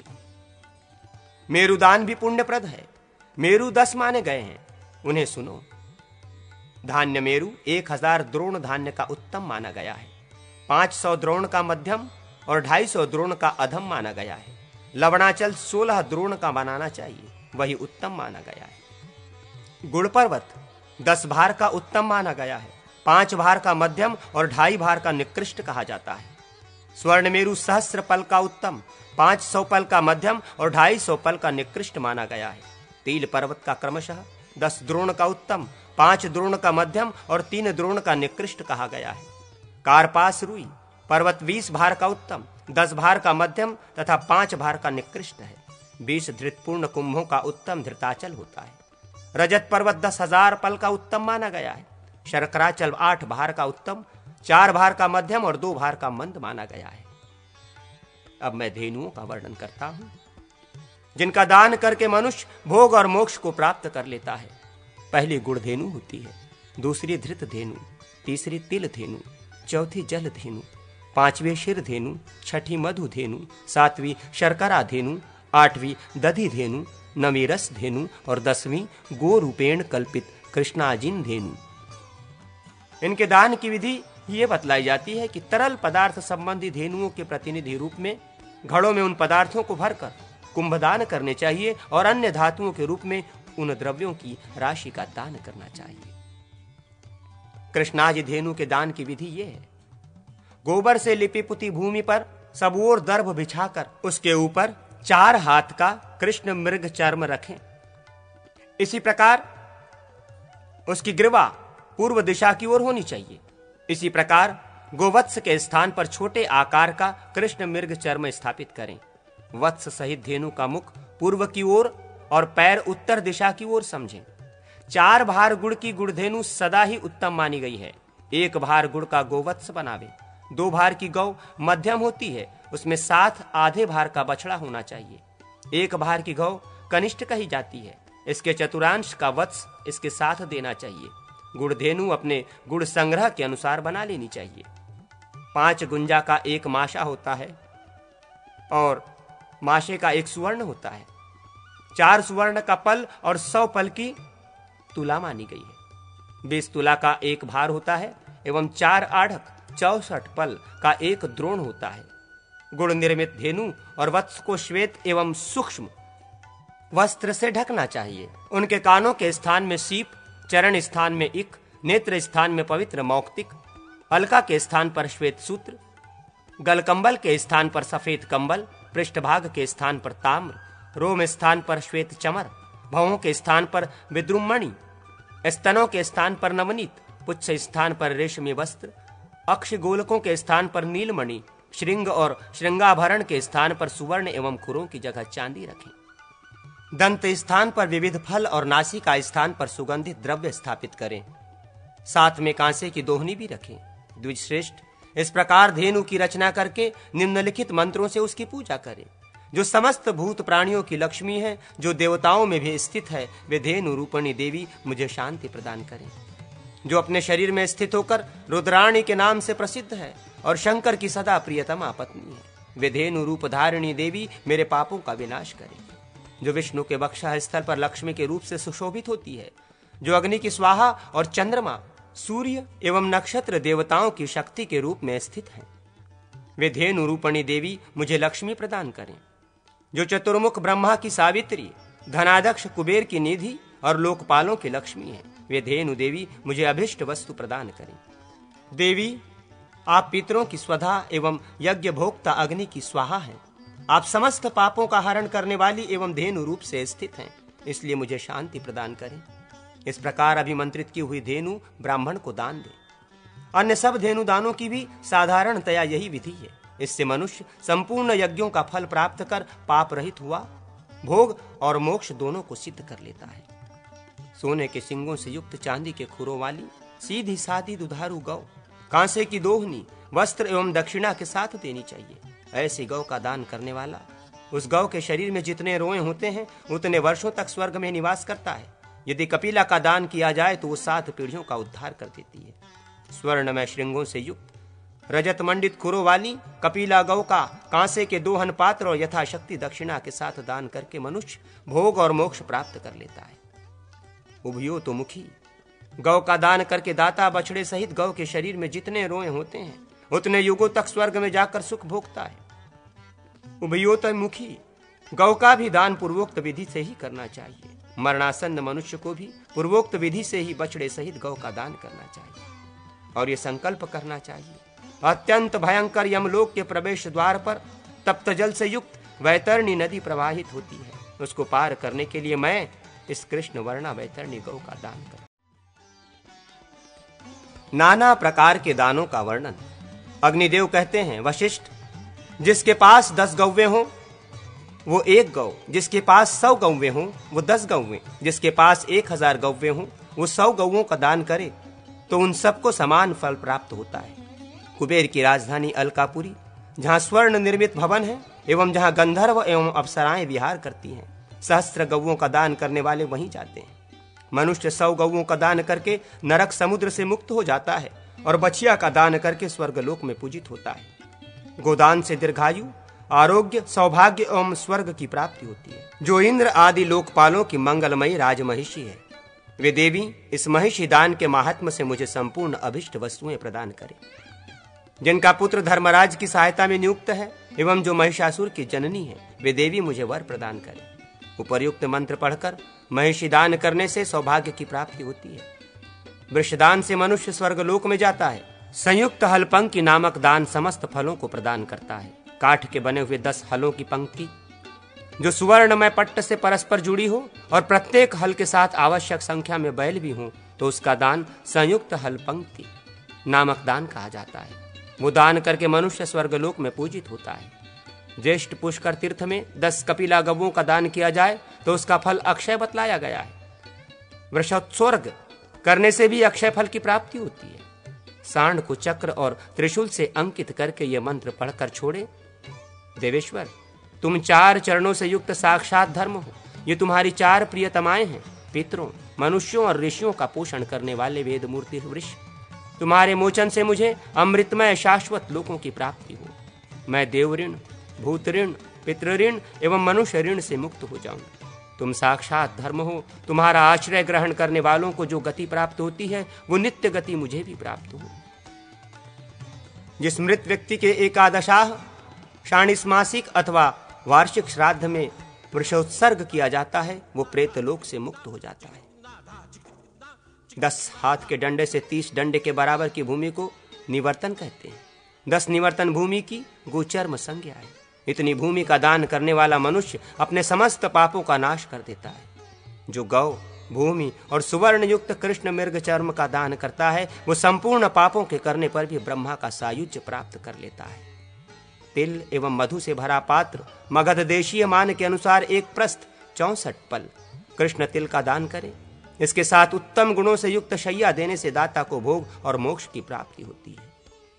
अपनी स्वर्णमयी प्रतिमा बनवा कर दान करने वाला स्वर्ग में जाता है। विशाल ग्रह का निर्माण करा के उसका दान देने वाला भोग एवं मोक्ष दोनों को प्राप्त करता है। ग्रह, मठ, सभा भवन, धर्मशाला एवं आवास स्थान का दान करके मनुष्य स्वर्गलोक में जाकर सुख भोगता है। गौशाला बनवाकर दान करने वाला पाप रहित होकर स्वर्ग को प्राप्त होता है। यम देवता संबंधी महिष दान करने से मनुष्य निष्पाप होकर स्वर्गलोक को जाता है। देवताओं सहित ब्रह्मा, शिव और विष्णु के बीच में पाशधारी यमदूत की स्वर्णादिमयी मूर्तियां स्थापित करके यमदूत के सिर का छेदन करें, फिर उस मूर्ति मंडल का ब्राह्मण को दान कर दें। ऐसा करने से दाता तो स्वर्गलोक का भागी होता है, किंतु इस त्रिमुख नामक दान को ग्रहण करके द्विज पाप का भागी होता है। चांदी का चक्र बनवाकर उसे जल में रखकर उसके निमित्त से होम करें, पश्चात वो चक्र ब्राह्मण को दान कर दें। ये महान काल चक्र दान माना गया है। जो अपने वजन के बराबर लोहे का दान करता है वो नरक में नहीं गिरता। जो 50 पल का लोहदंड वस्त्र से ढककर ब्राह्मण को दान करता है उसे यमदंड से भय नहीं होता। दीर्घायु की इच्छा रखने वाला मृत्युंजय के उपदेश से फल, मूल एवं द्रव्य को एक साथ अथवा पृथक पृथक दान करे। कृष्ण तिल का पुरुष निर्मित करें, उसके चांदी के दांत और सोने की आंखें। वो मालाधारी दीर्घाकार पुरुष दाहिने हाथ में खड्ग उठाए हो, लाल रंग के वस्त्र धारण किए, जपा पुष्पों से अलंकृत एवं शंख की माला से विभूषित हो। उसके दोनों चरणों में पादुकाएं हो और पार्श्व भाग में काला कंबल हो। वो काल पुरुष बाएं हाथ में मांस पिंड लिए हो। इस प्रकार काल पुरुष का निर्माण कर ग्रंथादि द्रव्यों से उसकी पूजा करके ब्राह्मण को दान करे। इससे दाता मानव मृत्यु और व्याधि से रहित होकर राज राजेश्वर होता है। ब्राह्मण को 2 बैलों का दान देकर मनुष्य भोग और मोक्ष को प्राप्त कर लेता है। जो मनुष्य सुवर्ण दान करता है वो संपूर्ण अभिष्ट वस्तुओं को प्राप्त कर लेता है। सुवर्ण के दान में उसकी प्रतिष्ठा के लिए चांदी की दक्षिणा विहित है। अन्य दानों की प्रतिष्ठा के लिए सुवर्ण की दक्षिणा प्रशस्त मानी गई है। सुवर्ण के सिवा रजत, ताम्र, तंडुल और धान्य के भी दक्षिणा के लिए विहित है। नित्य श्राद्ध एवं नित्य देव पूजन, इन सब में दक्षिणा की आवश्यकता नहीं है। पितृ कार्य में रजत की दक्षिणा धर्म, काम और अर्थ को सिद्ध करने वाली है। भूमि का दान देने वाला महाबुद्धिमान मनुष्य सुवर्ण, रजत, ताम्र, मणि और मुक्ता इन सब का दान कर लेता है, अर्थात इन सभी दानों का पुण्य फल पा लेता है। जो पृथ्वी दान करता है वो शांत अंतःकरण वाला पुरुष पितृलोक में स्थित पितरों को और देवलोक में निवास करने वाले देवताओं को पूर्ण रूप से तृप्त कर देता है। शस्यशाली खरवट, ग्राम और खेटक छोटा गांव, 100 निवर्तन से अधिक या उसके आधे विस्तार में बने हुए ग्रह आदि अथवा गोचर्म 10 निवर्तन के माप की भूमि का दान करके मनुष्य सब कुछ पा लेता है। जिस प्रकार तैल बिंदु जल या भूमि पर गिरकर फैल जाता है, उसी प्रकार सभी दानों का फल एक जन्म तक रहता है। स्वर्ण, भूमि और गौरी कन्या के दान का फल 7 जन्मों तक स्थिर रहता है। कन्यादान करने वाला अपनी 21 पीढ़ियों का नरक से उद्धार करके ब्रह्मलोक को प्राप्त होता है। दक्षिणा सहित हाथी का दान करने वाला निष्पाप होकर स्वर्गलोक में जाता है। अश्व का दान देकर मनुष्य दीर्घायु, आरोग्य, सौभाग्य और स्वर्ग को प्राप्त कर लेता है। श्रेष्ठ ब्राह्मण को दासी दान करने वाला अप्सराओं के लोक में जाकर सुखोपभोग करता है। जो 500 पल तांबे की थाली या 250 पल, 125 पल अथवा उससे भी आधे 62/8 पलों की बनी थाली देता है, वो भोग तथा मोक्ष का भागी होता है। बैलों से युक्त शकट दान करने से मनुष्य विमान द्वारा स्वर्गलोक को जाता है। वस्त्रदान से आयु, आरोग्य और अक्षय स्वर्ग की प्राप्ति होती है। धान, गेहूं, अगहनी का चावल और जौ आदि का दान करने वाला स्वर्गलोक को प्राप्त होता है। आसन, धातु निर्मित पात्र, लवण, सुगंधि युक्त चंदन, धूप दीप, तांबुल, लोहा, चांदी, रत्न और विविध दिव्य पदार्थों का दान देकर मनुष्य भोग और मोक्ष भी प्राप्त करता है। तिल और तिल पात्र का दान देकर मनुष्य स्वर्ग सुख का भागी होता है। अन्नदान से बढ़कर कोई दान न तो है, न था और न होगा ही। हाथी, अश्व, रथ, दास दासी और ग्रहादि के दान, ये सब अन्नदान की 16वीं कला के समान भी नहीं है। जो पहले बड़ा से बड़ा पाप करके फिर अन्नदान कर देता है, वो संपूर्ण पापों से छुटकार अक्षय लोकों को पा लेता है। जल और प्याऊ का दान देकर मनुष्य भोग और मोक्ष दोनों को सिद्ध कर लेता है। शीतकाल में मार्ग आदि में अग्नि और काष्ठ का दान करने से मनुष्य तेजो युक्त होता है और स्वर्गलोक में देवताओं, गंधर्वों तथा अप्सराओं द्वारा विमान में सेवित होता है। धृत, तैल और लवण का दान देने से सब कुछ मिल जाता है। छत्र, पादुका और काष्ठ आदि का दान करके मनुष्य स्वर्ग में सुख पूर्वक निवास करता है। प्रतिपदा आदि पुण्यमयी तिथियों में, विष्कुंभ आदि योगों में, चैत्र आदि मासों में, संवत्सरांभ में और अश्विनी आदि नक्षत्रों में विष्णु, शिव, ब्रह्मा तथा लोकपाल आदि की अर्चना करके दिया गया दान महान फलप्रद है। उद्यान, भोजन, वाहन आदि तथा पैरों में मालिश के लिए तेल आदि देकर मनुष्य भोग और मोक्ष को प्राप्त कर लेता है। इस लोक में गौ, पृथ्वी और विद्या का दान, ये तीनों समान फल देने वाले हैं। वेद विद्या का दान देकर मनुष्य पाप रहित हो ब्रह्मलोक में प्रवेश करता है। जो योग्य शिष्य को ब्रह्म ज्ञान प्रदान करता है, उसने तो मानो सप्तद्वीपवती पृथ्वी का दान कर दिया। जो समस्त प्राणियों को अभय दान देता है, वो मनुष्य सब कुछ प्राप्त कर लेता है। पुराण, महाभारत अथवा रामायण का लेखन करके उस पुस्तक का दान करने से मनुष्य भोग और मोक्ष की प्राप्ति कर लेता है। जो वेद आदि शास्त्र और नृत्य गीत का अध्यापन करता है, वो स्वर्गगामी होता है। जो उपाध्याय को वृत्ति और छात्रों को भोजन आदि देता है, उस धर्म एवं कामादि पुरुषार्थ के रहस्यदर्शी मनुष्य ने क्या नहीं कुछ दे दिया। सहस्त्र वाजपेय यज्ञों में विधि पूर्वक दान देने से जो फल होता है, विद्यादान से मनुष्य वो संपूर्ण फल प्राप्त कर लेता है। इसमें तनिक भी संदेह नहीं। जो शिवालय, विष्णु मंदिर तथा सूर्य मंदिर में ग्रंथ वाचन करता है, वो सभी दानों का फल प्राप्त करता है। त्रैलोक्य में जो ब्राह्मणादि 4 वर्ण और ब्रह्मचार्य आदि 4 आश्रम है, वे तथा ब्रह्मा आदि समस्त देवगण विद्यादान में प्रतिष्ठित है। विद्या कामधेनु है और विद्या उत्तम नेत्र है। गांधर्व आदि उपवेदों का दान करने से मनुष्य गंधर्वों के साथ प्रमुदित होता है। वेदांगों के दान से स्वर्गलोक को प्राप्त करता है और धर्मशास्त्र के दान से धर्म के सानिध्य को प्राप्त होकर दाता प्रमुदित होता है। सिद्धांतों के दान से मनुष्य निसंदेह मोक्ष प्राप्त करता है। पुस्तक प्रदान से विद्यादान के फल की प्राप्ति होती है। इसलिए शास्त्रों और पुराणों का दान करने वाला सब कुछ प्राप्त कर लेता है। जो शिष्यों को शिक्षा दान करता है, वो पुंडरीक याग का फल प्राप्त करता है। जीविका दान के तो फल का अंत ही नहीं है। जो अपने पितरों को अक्षय लोकों की प्राप्ति कराना चाहे, उन्हें इस लोक के सर्वश्रेष्ठ एवं अपने को प्रिय लगने वाले समस्त पदार्थों का पितरों के उपदेश से दान करना चाहिए। जो विष्णु, शिव, ब्रह्मा, देवी और गणेश आदि देवताओं की पूजा करके पूजा द्रव्य का ब्राह्मण को दान करता है, वो सब कुछ प्राप्त करता है। देव मंदिर एवं देव प्रतिमा का निर्माण करने वाला समस्त अभिलषित वस्तुओं को प्राप्त करता है। मंदिर में झाड़ू बुहारी और प्रक्षालन करने वाला पुरुष पाप रहित हो जाता है। देव प्रतिमा के सम्मुख विविध मंडलों का निर्माण करने वाला मंडलाधिपति होता है।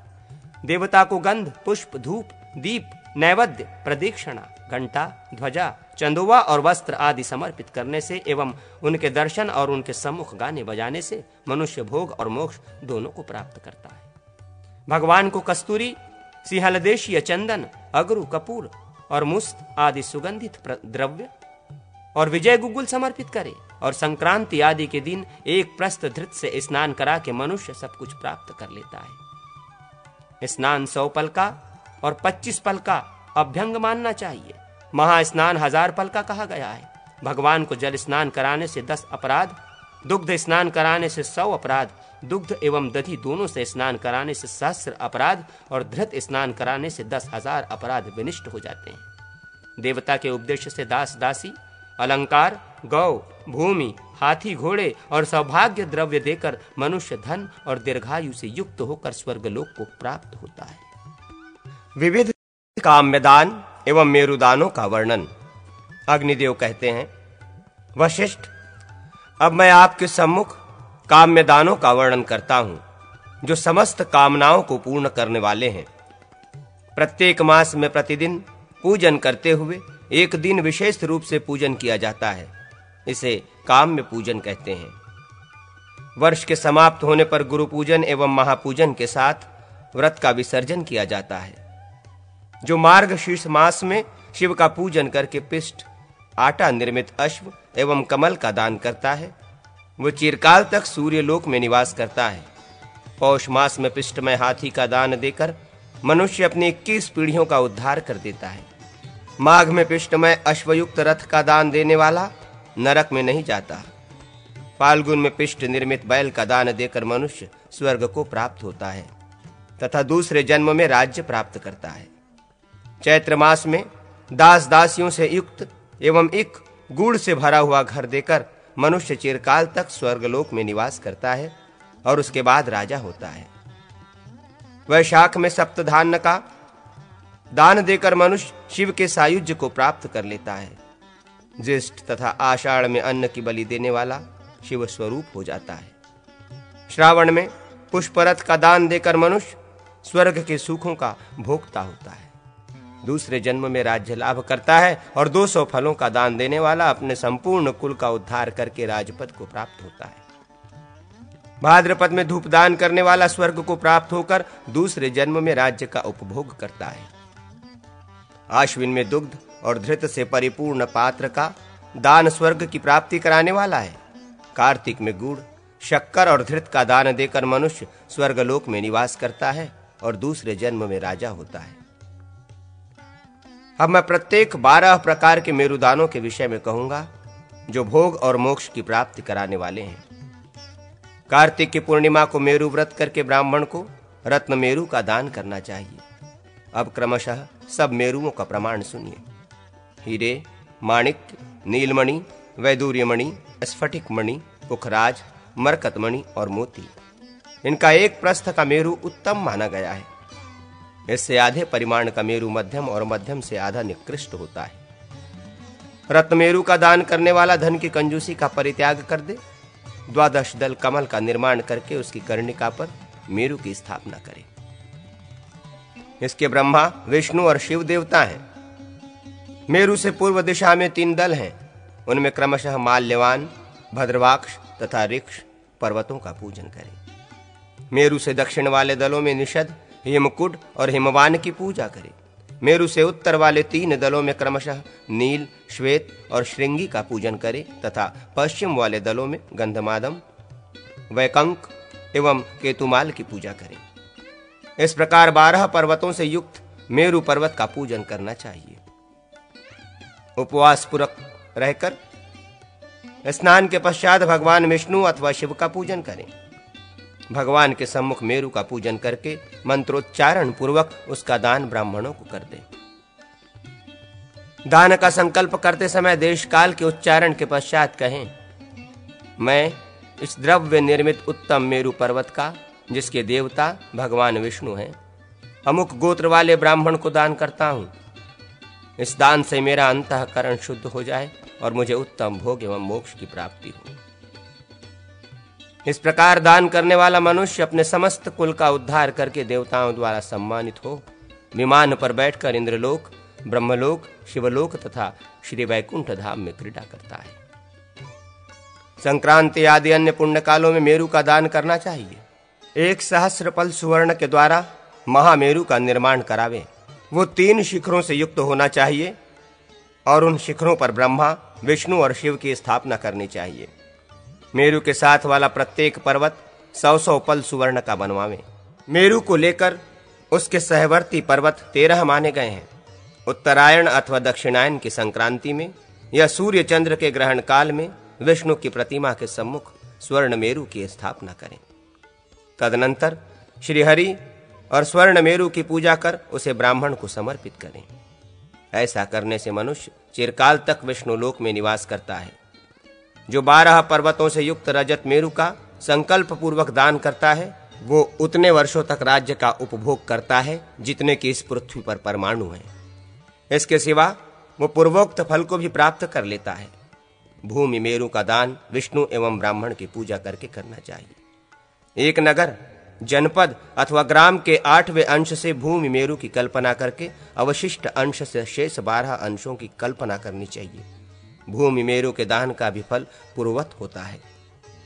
12 पर्वतों से युक्त मेरु का हाथियों द्वारा निर्माण करके 3 पुरुषों सहित उस हस्ती मेरु का दान करें। वो दान देकर मनुष्य अक्षय फल का भागी होता है। 15 अश्वों का अश्वमेरु होता है। इसके साथ 12 पर्वतों के स्थान 12 घोड़े होने चाहिए। श्री विष्णु आदि देवताओं के पूजन पूर्वक अश्वमेरु का दान करने वाला इस जन्म में विविध भोगों का उपभोग करके दूसरे जन्म में राजा होता है। गोमेरु का भी अश्वमेरु की संख्या के परिमाण एवं विधि से दान करना चाहिए। एक भार रेशमी वस्त्रों का वस्त्र मेरु होता है, उसे मध्य में रखकर अन्य 12 पर्वतों के स्थान पर 12 वस्त्र रखें। इसका दान करके मनुष्य अक्षय फल की प्राप्ति करता है। 5000 पल धृत का आज्य पर्वत माना गया है। इसका सहवर्ती प्रत्येक पर्वत 500 पल धृत का होना चाहिए। इस आज्य पर्वत पर श्री हरि का यजन करें, फिर श्री विष्णु के सम्मुख इसे ब्राह्मण को दान कर मनुष्य इस लोक में सर्वस्व पाकर श्री हरि के परम धाम को प्राप्त होता है। उसी प्रकार खांड मेरु का निर्माण एवं दान करके मनुष्य पूर्वोक्त फल की प्राप्ति कर लेता है। 5 खारी धान्य का धान्य मेरु होता है। इसके साथ अन्य 12 पर्वत एक एक खारी धान्य के बनाने चाहिए। उन सब के 3-3 स्वर्णमय शिखर होने चाहिए। सब पर ब्रह्मा, विष्णु और महेश तीनों का पूजन करना चाहिए। श्री विष्णु का विशेष रूप से पूजन करना चाहिए। इससे अक्षय फल की प्राप्ति होती है। इसी प्रमाण के अनुसार तिलमेरु का निर्माण करके दशांश के प्रमाण से अन्य पर्वतों का निर्माण करें। उसके एवं अन्य पर्वतों के भी पूर्वोक्त प्रकार से शिखर बनाने चाहिए। इस तिल मेरु का दान करके मनुष्य बंधु बांधवों के साथ विष्णु लोक को प्राप्त होता है। तिल मेरु का दान करते समय निम्नलिखित मंत्र को पढ़ें। विष्णु स्वरूप तिल मेरु को नमस्कार है। ब्रह्मा, विष्णु और महेश जिसके शिखर हैं, जो पृथ्वी की नाभि पर स्थित है, जो सहवर्ती 12 पर्वतों का प्रभु, समस्त पापों का अपहरण करने वाला शांतिमय विष्णु भक्त है, उस तिलमेरु को नमस्कार है। वो मेरी सर्वथा रक्षा करे। मैं निष्पाप होकर पितरों के साथ श्री विष्णु को प्राप्त होता हूँ। ओम नमः। तुम विष्णु स्वरूप हो। विष्णु के सम्मुख मैं विष्णु स्वरूप दाता, विष्णु स्वरूप ब्राह्मण का भक्ति पूर्वक भोग एवं मोक्ष की प्राप्ति हेतु तुम्हारा दान करता हूँ। पृथ्वीदान तथा गोदान की महिमा। अग्निदेव कहते हैं, वशिष्ठ, अब मैं पृथ्वीदान के विषय में कहता हूं। पृथ्वी 3 प्रकार की मानी गई है। 100 करोड़ योजन विस्तार वाली सप्तद्वीपवती समुद्रों सहित जम्बू द्वीप पर्यंत पृथ्वी उत्तम मानी गई है। उत्तम पृथ्वी की 5 भार सुवर्ण से रचना करें, उसके आधे में कूर्म एवं कमल बनावे। ये उत्तम पृथ्वी बतलाई गई है। इसके आधे में मध्यम पृथ्वी मानी जाती है। इसके तीसरे भाग में निर्मित पृथ्वी कनिष्ठ मानी गई है। इसके साथ पृथ्वी के तीसरे भाग में कूर्म और कमल का निर्माण करना चाहिए। 1000 पल सुवर्ण से मूल, दंड, पत्ते, फल, पुष्प और 5 स्कंधों से युक्त कल्प वृक्ष की कल्पना करें। विद्वान ब्राह्मण यजमान के द्वारा संकल्प करा के 5 ब्राह्मणों को इसका दान करावे। इसका दान करने वाला ब्रह्मलोक में पितृगणों के साथ चिरकाल तक आनंद का उपभोग करता है। 500 पल सुवर्ण से कामधेनु का निर्माण करा के विष्णु के सम्मुख दान करे। ब्रह्मा, विष्णु एवं शिव आदि समस्त देवता गौ में प्रतिष्ठित हैं। धेनु दान करने से अपने आप समस्त दान हो जाते हैं। ये संपूर्ण अभिष्ट कामनाओं को सिद्ध करने वाला एवं ब्रह्मलोक की प्राप्ति कराने वाला है। श्री विष्णु के सम्मुख कपिला गौ का दान करने वाला अपने संपूर्ण कुल का उद्धार कर देता है। कन्या को अलंकृत करके दान करने से अश्वमेघ यज्ञ के फल की प्राप्ति होती है, जिसमें सभी प्रकार के सस्य, अनाजों के पौधे उपज सके। ऐसी भूमि का दान देकर मनुष्य सब कुछ प्राप्त कर लेता है। ग्राम, नगर अथवा खेटक, छोटे गांव का दान देने वाला सुखी होता है। कार्तिक की पूर्णिमा आदि में वृक्षोत्सर्ग करने वाला अपने कुल का उद्धार कर देता है। नाड़ी चक्र का वर्णन। अग्निदेव कहते हैं, वशिष्ठ, अब मैं नाड़ी चक्र के विषय में कहता हूं, जिसके जानने से श्री हरि का ज्ञान हो जाता है।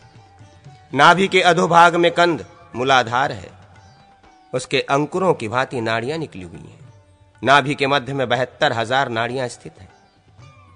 इन नाड़ियों ने शरीर को ऊपर नीचे दाएं बाएं सब ओर से व्याप्त कर रखा है और ये चक्राकार होकर स्थित है। इनमें प्रधान 10 नाड़ियां हैं। इड़ा, पिंगला, सुषुम्ना, गांधारी, हस्तिजिह्वा, प्रथा, यशा, अलंबुषा, कुहू और 10वीं शंखिनी। ये 10 प्राणों का वहन करने वाली प्रमुख नाड़ियां बतलाई गईं।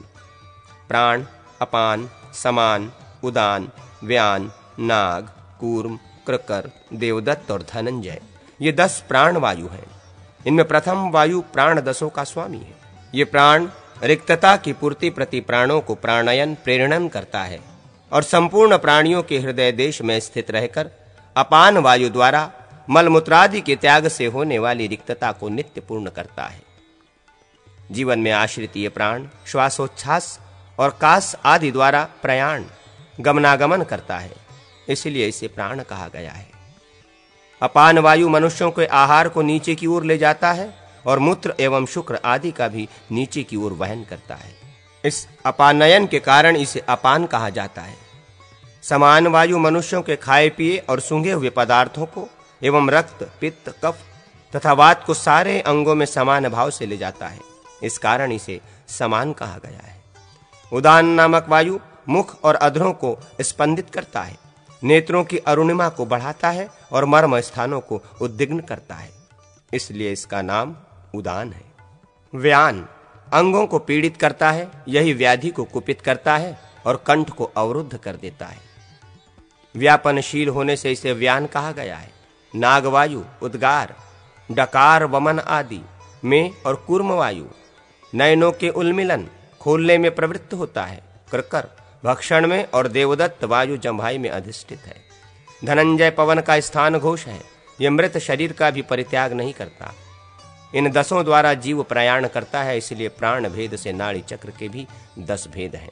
संक्रांति, विषुव, दिन, रात, अयन, अधिमास, ऋण, उनरात्र एवं धन, ये सूर्य की गति से होने वाली 10 दशाएं शरीर में भी होती हैं। इस शरीर में हिक्का, हिचकी, उनरात्र, वृजंभिका, जम्भाई, अधिमास, कास, खांसी, ऋण और निश्वास धन कहा जाता है। शरीरगत वामनाड़ी उत्तरायण और दक्षिण नाड़ी दक्षिणायन है। दोनों के मध्य में नासिका के दोनों छिद्रों से निर्गत होने वाली श्वास वायु विषुव कहलाती है। इस विषुव वायु का ही अपने स्थान से चलकर दूसरे स्थान से युक्त होना संक्रांति है। द्विजश्रेष्ठ वशिष्ठ, शरीर के मध्य भाग में सुषुम्ना स्थित है, वाम भाग में इड़ा और दक्षिण भाग में पिंगला है। उधर्व गति वाला प्राण दिन माना गया है और अधोगामी अपान को रात्रि कहा गया है। एक प्राण वायु ही 10 वायु के रूप में विभाजित है। देह के भीतर जो प्राण वायु का आयाम बढ़ना है उसे चंद्र ग्रहण कहते हैं। वही जब देह से ऊपर तक बढ़ जाता है तब उसे सूर्य ग्रहण मानते हैं। साधक अपने उदर में जितनी वायु भरी जा सके भर ले, यह देह को पूर्ण करने वाला पूरक प्राणायाम है। श्वास निकलने के सभी द्वारों को रोककर श्वासोच्छ्वास की क्रिया से शून्य हो परिपूर्ण कुंभ की भांति स्थित हो जाए, इसे कुंभक प्राणायाम कहा जाता है। तदनंतर मंत्रवेत्ता साधक ऊपर की ओर एक ही नासारंध्र से वायु को निकाले। इस प्रकार उच्छ्वास योगी युक्त हो वायु का ऊपर की ओर विरेचन निस्सारण करे, यह रेचक प्राणायाम है। यह श्वासोच्छ्वास की क्रिया द्वारा अपने शरीर में विराजमान शिव स्वरूप ब्रह्मा का ही है। सोम हंस के रूप में उच्चारण होता है, अतः तत्ववेत्ताओं के मत में वही जप कहा गया है। इस प्रकार एक तत्ववेत्ता योगिंद्र श्वास प्रश्वास द्वारा दिन रात में 21,600 की संख्या में मंत्र जप करता है। ये ब्रह्मा, विष्णु और महेश्वर से संबंध रखने वाली अजपा नामक गायत्री है। जो इस अजपा का जप करता है उसका पुनर्जन्म नहीं होता। चंद्रमा, अग्नि तथा सूर्य से युक्त मूलाधार निवासिनी आद्या कुंडलिनी शक्ति हृदय प्रदेश में अंकुर के आकार में स्थित है। सात्विक पुरुषों में उत्तम व योगी सृष्टि क्रम का अवलंबन करके सृष्टि न्यास करे तथा ब्रह्मधारणवर्ती शिव से कुंडलिनी के मुख भाग में झरते हुए अमृत का चिंतन करे। शिव के 2 रूप हैं, सकल और निष्कल। सगुण साकार देह में विराजित शिव को सकल जानना चाहिए और जो देह से रहित है वे निष्कल कहे गए हैं। वे हंस हंस का जप करते हैं। हंस नाम है सदा शिव का। जैसे तिलों में तेल और पुष्पों में गंध की स्थिति है, उसी प्रकार अंतर्यामी पुरुष जीवात्मा में बाहर और भीतर भी सदाशिव का निवास है। ब्रह्मा का स्थान हृदय में है। भगवान विष्णु कंठ में अधिष्ठित हैं। तालु के मध्य भाग में रुद्र, ललाट में महेश्वर और प्राणों के अग्रभाग में सदाशिव का स्थान है। उनके अंत में परात पर ब्रह्म विराजमान है। ब्रह्मा, विष्णु, रुद्र, महेश्वर और सदाशिव, इन 5 रूपों में सकल, साकार या सगुण परमात्मा का वर्णन किया गया है। इसके विपरीत परमात्मा जो निर्गुण निराकार रूप है उसे निष्कल कहा गया है। जो योगी अनाहत नाद को प्रासाद तक उठाकर अनवरत जप करता है वो 6 महीनों में ही सिद्धि प्राप्त कर लेता है, इसमें संशय नहीं है। गमनागमन के ज्ञान से समस्त पापों का क्षय होता है और योगी अणिमा आदि सिद्धियों, गुणों और ऐश्वर्य को 6 महीनों में ही प्राप्त कर लेता है। मैंने स्थूल, सूक्ष्म और पर के भेद से 3 प्रकार के प्रासाद का वर्णन किया है। प्रासाद को ह्रस्व, दीर्घ और लुप्त इन तीनों रूपों में लक्षित करें। ह्रस्व पापों को दग्ध कर देता है, दीर्घ मोक्षप्रद होता है और लुप्त आप्तायन, तृप्ति प्रदान करने में समर्थ है।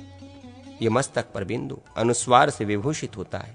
ह्रस्व प्रासाद मंत्र के आदि और अंत में फट लगाकर जप किया जाए तो ये मारण कर्म में हितकारक होता है।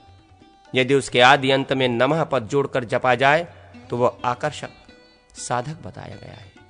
महादेव जी के दक्षिणामूर्ति रूप संबंधी मंत्र का खड़े होकर यदि 5 लाख बार जप किया जाए तथा जप के अंत में घी का 10,000 होम कर दिया जाए तो वो मंत्र आप्यायित सिद्ध हो जाता है। फिर उससे वशीकरण, उच्चाटन आदि कार्य कर सकते हैं। जो ऊपर शून्य, नीचे शून्य और मध्य में भी शून्य है, उस त्रिशून्य निरामय मंत्र को जो जानता है वह द्विज निश्चय ही मुक्त हो जाता है। 5 मंत्रों के मेल से महाकलेवरधारी 38 कलाओं से युक्त प्रासाद मंत्र को जो नहीं जानता है वो आचार्य नहीं कहलाता है। जो ओमकार, गायत्री और रुद्रादि मंत्रों को जानता है वही गुरु है। संध्या विधि। अग्निदेव कहते हैं, वशिष्ठ, जो पुरुष ओमकार को जानता है वो योगी और विष्णु स्वरूप है। इसलिए संपूर्ण मंत्रों के सारा स्वरूप और सब कुछ देने वाले ओमकार का अभ्यास करना चाहिए। समस्त मंत्रों के प्रयोग में ओमकार का सर्वप्रथम स्मरण किया जाता है। जो कर्म उससे युक्त है वही पूर्ण है, उससे विहीन कर्म पूर्ण नहीं है। आदि में ओमकार से युक्त भूः भुवः स्वः ये 3 शाश्वत महाव्याधियों एवं तत्सवितुतरण्यम भर्गो देवस्य धीमहि धियो यो न प्रचोदयात् 3 पदों से युक्त गायत्री को ब्रह्मा का, वेद अथवा ब्रह्मा का मुख जानना चाहिए। जो मनुष्य नित्य 3 वर्षों तक आलस्य रहित होकर गायत्री का जप करता है वो वायुभूत और आकाश स्वरूप होकर परम ब्रह्म को प्राप्त होता है। एकाक्षर ओमकार ही परम ब्रह्म है और प्राणायाम ही परम तप है। गायत्री मंत्र से श्रेष्ठ कुछ भी नहीं है। मौन रहने से सत्य भाषण करना ही श्रेष्ठ है। गायत्री की 7 आवृत्ति पापों का हरण करने वाली है। 10 आवृत्तियों से वो जप कर्ता को स्वर्ग की प्राप्ति कराती है और 20 आवृत्ति करने पर तो स्वयं सावित्री देवी जप करने वाले को ईश्वर लोक में ले जाती है। साधक गायत्री का 108 बार जप करके संसार सागर से तर जाता है। रुद्र मंत्रों के जप तथा कुष्मांड मंत्रों के जप से गायत्री मंत्र का जप श्रेष्ठ है। गायत्री से श्रेष्ठ कोई भी जप करने योग्य मंत्र नहीं है तथा व्याहृति होम के समान कोई होम नहीं है। गायत्री के 1 चरण, आधा चरण, संपूर्ण ऋचा एवं आधी ऋचा का भी जप करने मात्र से गायत्री देवी साधक को ब्रह्महत्या, सुरापान, सुवर्ण की चोरी एवं गुरुपत्नी गमन आदि महापातकों से मुक्त कर देती है। कोई भी पाप करने पर उसके प्रायश्चित स्वरूप तिलों का हवन और गायत्री का जप बताया गया है। उपवास पूर्वक 1 सहस्र गायत्री मंत्र का जप करने वाला अपने पापों को नष्ट कर देता है। गोवध, पितृवध, मातृवध, ब्रह्महत्या अथवा गुरुपत्नी गमन करने वाला, ब्राह्मण की जीविका का अपहरण करने वाला, सुवर्ण की चोरी करने वाला और सुरापान करने वाला महापातक की भी गायत्री का 1 लाख जप करने से शुद्ध हो जाता है। अथवा स्नान करके जल के भीतर गायत्री का 100 बार जप करें। तदनंतर गायत्री से अभिमंत्रित जल के 100 आचमन करें। इससे भी मनुष्य पाप रहित हो जाता है। गायत्री का 100 बार जप करने पर वो समस्त पापों का उपशमन करने वाली मानी गई है और 1 सहस्र जप करने पर उपपातकों का भी नाश करती है। 1 करोड़ जप करने पर गायत्री देवी अभिष्ट फल प्रदान करती है। जप करता देवत्व और देवराज तत्व को प्राप्त कर लेता है। आदि में ओमकार, तदनंतर भूभर्वः स्वाहा का उच्चारण करना चाहिए। उसके बाद गायत्री मंत्र का एवं अंत में पुनः ओमकार का प्रयोग करना चाहिए। जप में मंत्र का यही स्वरूप बताया गया है। गायत्री मंत्र के विश्वामित्र ऋषि, गायत्री छंद और सविता देवता हैं। उपनयन, जप एवं होम में इनका विनियोग करना चाहिए। गायत्री मंत्र के 24 अक्षरों के अधिष्ठात्र देवता क्रमशः ये हैं: अग्नि, वायु, रवि, विद्युत, यम, जलपति, गुरु, पर्जन्य, इंद्र, गंधर्व, पूषा, मित्र, वरुण, त्वष्टा, वसुगण, मरुदगण, चंद्रमा, अंगिरा, विश्वदेव, अश्विनी कुमार, प्रजापति सहित समस्त देवगण, रुद्र, ब्रह्मा और विष्णु। गायत्री जप के समय उपर्युक्त देवताओं का उच्चारण किया जाए तो वे जपकर्ता के पापों का विनाश करते हैं।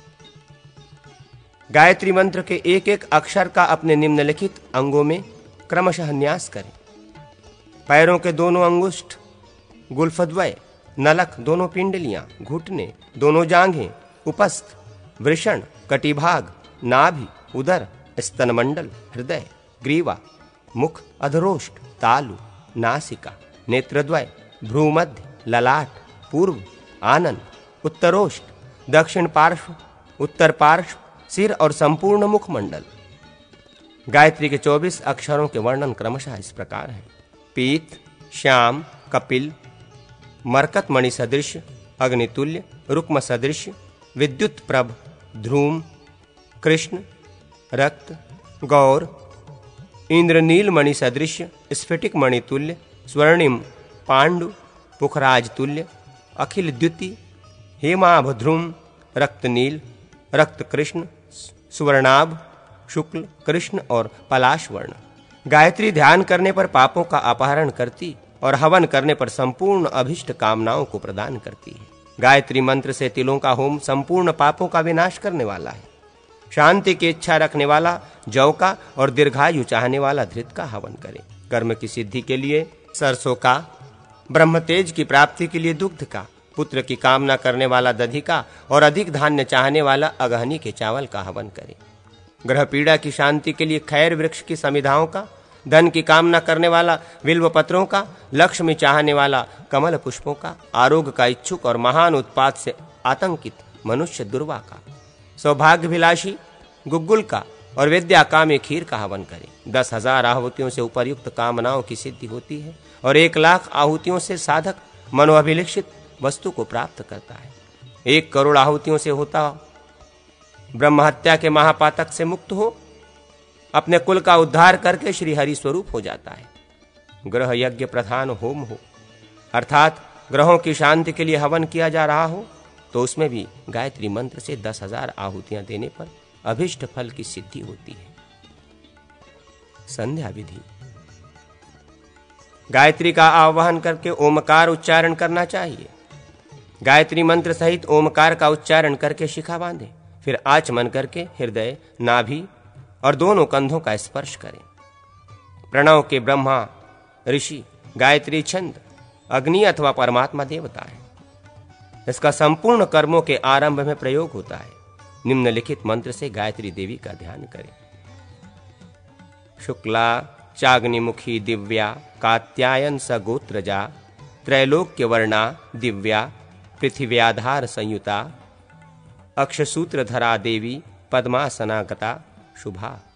तदनंतर निम्नांकित मंत्र से गायत्री देवी का आवाहन करें: ओम तेजोसी महोसी बलमसी भ्राजोसी देवानाधामनासी विश्वमसी विश्वायु सर्वमसी सर्वायु ओम अभिभू।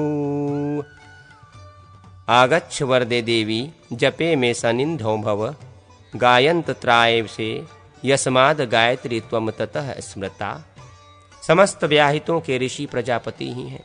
वे सब वष्टि और समष्टि दोनों रूपों से परम ब्रह्म स्वरूप एकाक्षर ओमकार में स्थित हैं।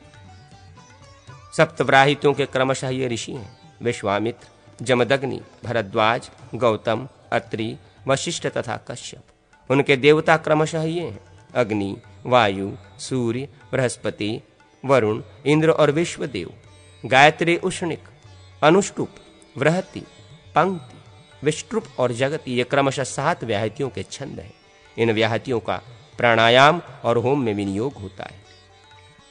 ओम आपो हिष्टामयो भुव ओम नात ऊर्जे दधातनम ओम महेरणायम चक्षसे ओम यो वह शिव तमोरस ॐ तस्य भाजते नः ॐ उष्टिरीव मातरः ॐ तस्मा अरम गमामं वमम् ॐ यस्य शयाय जीवन्त ॐ आपूजन यथा च नः। इन 3 ऋचाओं का तथा ॐ द्रुपादिव मुमुचान स्वन्न स्वातो मलादिव पुतम पवित्रेण वाजयमापः शुद्धन्तु मयनसः, इस मंत्र का हिरण्यवर्णा शुचय इत्यादि पावमानी ऋचाओं का उच्चारण करके पवित्रों तथा दाहिने हाथ के उंगलियों द्वारा जल के 8 छींटे ऊपर उछाले। इससे जीवन भर के पाप नष्ट हो जाते हैं। जल के भीतर ऋतिंग च, इस अघमर्षण मंत्र का 3 बार जप करें। आपोहिष्टा आदि 3 ऋचाओं के सिंधु द्वीप ऋषि गायत्री छंद और जल देवता माने गए हैं। ब्रह्म स्नान के लिए मार्जन में इनका विनियोग किया जाता है। अघमर्षण मंत्र का विनियोग इस प्रकार करना चाहिए। इस अघमर्षण सूक्त के अघमर्षण ऋषि अनुष्टुप छंद और भावव्रत देवता हैं। पाप निसाहरण के कर्म में इसका प्रयोग किया जाता है। ओम आपो ज्वेति रसोमृत ब्रह्मा भूभुर्व स्वरोम, ये गायत्री मंत्र का शिरोभाग है। इसके प्रजापति ऋषि हैं। ये छंद रहित यजुर मंत्र है, क्योंकि यजुर्वेद के मंत्र किसी नियत अक्षर वाले छंद में आबद्ध नहीं है। शिरो मंत्र के ब्रह्मा, अग्नि, वायु और सूर्य देवता माने गए हैं। प्राणायाम से वायु, वायु से अग्नि और अग्नि से जल की उत्पत्ति होती है तथा उसी जल से शुद्धि होती है। इसलिए जल का आचमन निम्नलिखित मंत्र से करें। उदुत्यम जात वेदम सह, इस मंत्र के प्रस्कणव ऋषि कहे गए हैं। इसका गायत्री छंद और सूर्य देवता है। इसका तिरात्र और अग्निष्टोम याग में विनियोग होता है, परंतु संध्या उपासना में इसका सूर्योपस्थान कर्म में विनियोग किया जाता है। चित्रम देवाना, इस ऋचा के कौत्स ऋषि कहे गए हैं। इसका छंद त्रिष्टुप और देवता सूर्य माने गए हैं। यहां इसका भी विनियोग सूर्योपस्थान में ही है। गायत्री मंत्र के तात्पर्यार्थ का वर्णन। अग्निदेव कहते हैं, वशिष्ठ, इस प्रकार संध्या का विधान करके गायत्री का जप और स्मरण करें। यह अपना गान करने वाले साधकों के शरीर और प्राणों का त्राण करती है, इसलिए इसे गायत्री कहा गया है। सविता, सूर्य से इसका प्रकाशन प्राकट्य हुआ है, इसलिए यह सावित्री कहलाती है। वाक स्वरूपा होने से सरस्वती नाम से भी प्रसिद्ध है। तत्पद से ज्योति है स्वरूप परम ब्रह्म परमात्मा अभिहित है। भर्ग पद तेज का वाचक है, क्योंकि भा धातु दीप्तर्थर्क है और उसी से भर्ग शब्द सिद्ध है। भातीति भर्ग, इस प्रकार इसकी व्युत्पत्ति है, अथवा भ्रजस पाके। इस धातु सूत्र के अनुसार पाकार्थक वज्र धातु से भी भर्ग शब्द निष्पन्न होता है, क्योंकि सूर्यदेव का तेज औषधि आदि को पकाता है। भाज्र धातु भी दीप्तिपर्थक होता है। भाज्रते इति भर्ग, इस व्युत्पत्ति के अनुसार भाज्र धातु से भी भर्ग शब्द बनता है। बहुल छंदसी, इस वैदिक व्याकरण सूत्र के अनुसार उक्त सभी धातुओं से आवश्यक प्रत्यय, आगम एवं विकार की ऊहा करने से भर्ग शब्द बन सकता है। वरेण्य का अर्थ है संपूर्ण तेजों से श्रेष्ठ परम पद स्वरूप अथवा स्वर्ग एवं मोक्ष की कामना करने वालों के द्वारा सदा ही वर्णीय होने के कारण भी वो वरेण्य कहलाता है, क्योंकि वृण्य धातु वर्णार्थक है। धीमहि पद का ये अभिप्राय है कि हम जागृत और सुषुप्ति आदि अवस्थाओं से अतीत नित्य शुद्ध बुद्ध एकमात्र सत्य एवं ज्योति स्वरूप परम ब्रह्म परमेश्वर का मुक्ति के लिए ध्यान करते हैं। जगत की सृष्टि आदि के कारण भगवान श्री विष्णु ही वो ज्योति है। कुछ लोग शिव को वो ज्योति मानते हैं, कुछ लोग शक्ति को मानते हैं और कोई सूर्य को तथा कुछ अग्निहोत्री वेदज्ञ अग्नि को वो ज्योति मानते हैं। वस्तुतः अग्नि आदि रूपों में स्थित विष्णु ही वेद वेदांगों में ब्रह्मा माने गए हैं। इसलिए देवस्य सवितु, अर्थात जगत के उत्पादक श्री विष्णु देव ही वो परम पद माना गया है, क्योंकि वे स्वयं ज्योति है स्वरूप भगवान श्री हरि महतत्व आदि का प्रसव उत्पत्ति करते हैं। वे ही पर्जन्य वायु आदित्य एवं शीत ग्रीष्म आदि ऋतुओं द्वारा अन्न का पोषण करते हैं। अग्नि में विधि पूर्वक दी हुई आहुति सूर्य को प्राप्त होती है और सूर्य से वृष्टि, वृष्टि से अन्न और अन्न से प्रजाओं की उत्पत्ति होती है। धीमहि पद धारणार्थक दुढ़ाई धातु से भी सिद्ध होता है, इसलिए हम उस तेज का मन से धारण चिंतन करते हैं। ये भी अर्थ होगा, यह परमात्मा श्री विष्णु का वो तेज नह हम सब प्राणियों की धीयः बुद्धिवृत्तियों को प्रचोदयात प्रेरित करे। वे ईश्वर ही कर्मफल का भोग करने वाले समस्त प्राणियों के प्रत्यक्ष और अप्रत्यक्ष परिमाणों से युक्त समस्त कर्मों में विष्णु, सूर्य और अग्नि रूप से स्थित हैं। ये प्राणी ईश्वर की प्रेरणा से ही शुभाशुभ कर्मानुसार स्वर्ग अथवा नरक को प्राप्त होता है। श्री हरि द्वारा महतत्व आदि रूप से निर्मित ये संपूर्ण जगत ईश्वर का आवास स्थान है। वे सर्व समर्थ हंस स्वरूप परम पुरुष सर्वादि लोकों से क्रीड़ा करते हैं, इसलिए वे देव कहलाते हैं। आदित्य में जो भर्ग नाम से प्रसिद्ध दिव्य तेज है, वो उन्हीं का स्वरूप है। मोक्ष चाहने वाले पुरुषों को जन्म मरण के कष्ट से और दैविक और भौतिक त्रिविध दुखों से छुटकारा पाने के लिए ध्यानस्थ होकर इस परम पुरुष का सूर्य मंडल में दर्शन करना चाहिए। वे ही तत्वमसि आदि औपनिषदक महावाक्यों द्वारा प्रतिपादित सचित्त स्वरूप परम ब्रह्म है। संपूर्ण लोकों का निर्माण करने वाले सविता देवता का जो सबके लिए वर्णीय भर्ग है, वो विष्णु का परम पद है और वही गायत्री का ब्रह्म रूप चतुर्थ पाद है। धीमहि पद से यह अभिप्राय ग्रहण करना चाहिए कि देहादि की जागृत अवस्थाओं में सामान्य जीव से लेके ब्रह्म पर्यंत मैं ही ब्रह्म हूँ और आदित्य मंडल में जो पुरुष हैं वो भी मैं ही हूँ। मैं अनंत सर्वतः परिपूर्ण ओम सच्चिदानंद हूँ। प्रचोदयात पद के कर्ता रूप से उन परमेश्वर को ग्रहण करना चाहिए जो सदा यज्ञ आदि शुभ कर्मों के प्रवर्तक है। गायत्री से निर्वाण की प्राप्ति अग्निदेव कहते हैं। वशिष्ठ किसी अन्य वशिष्ठ ने गायत्री जप पूर्वक लिंग मूर्ति शिव की स्तुति करके भगवान शंकर से निर्वाण स्वरूप परम ब्रह्म की प्राप्ति की। वशिष्ठ ने कहा, कनक कलिंग को नमस्कार, वेद लिंग को नमस्कार, परम लिंग को नमस्कार और आकाश लिंग को नमस्कार है। मैं सहस्र लिंग, बहिर्लिंग, पुराण लिंग और वेद लिंग शिव को बारंबार नमस्कार करता हूं। पाताल लिंग, ब्रह्मलिंग, सप्तदीर्तोर्धव लिंग को बारंबार नमस्कार है।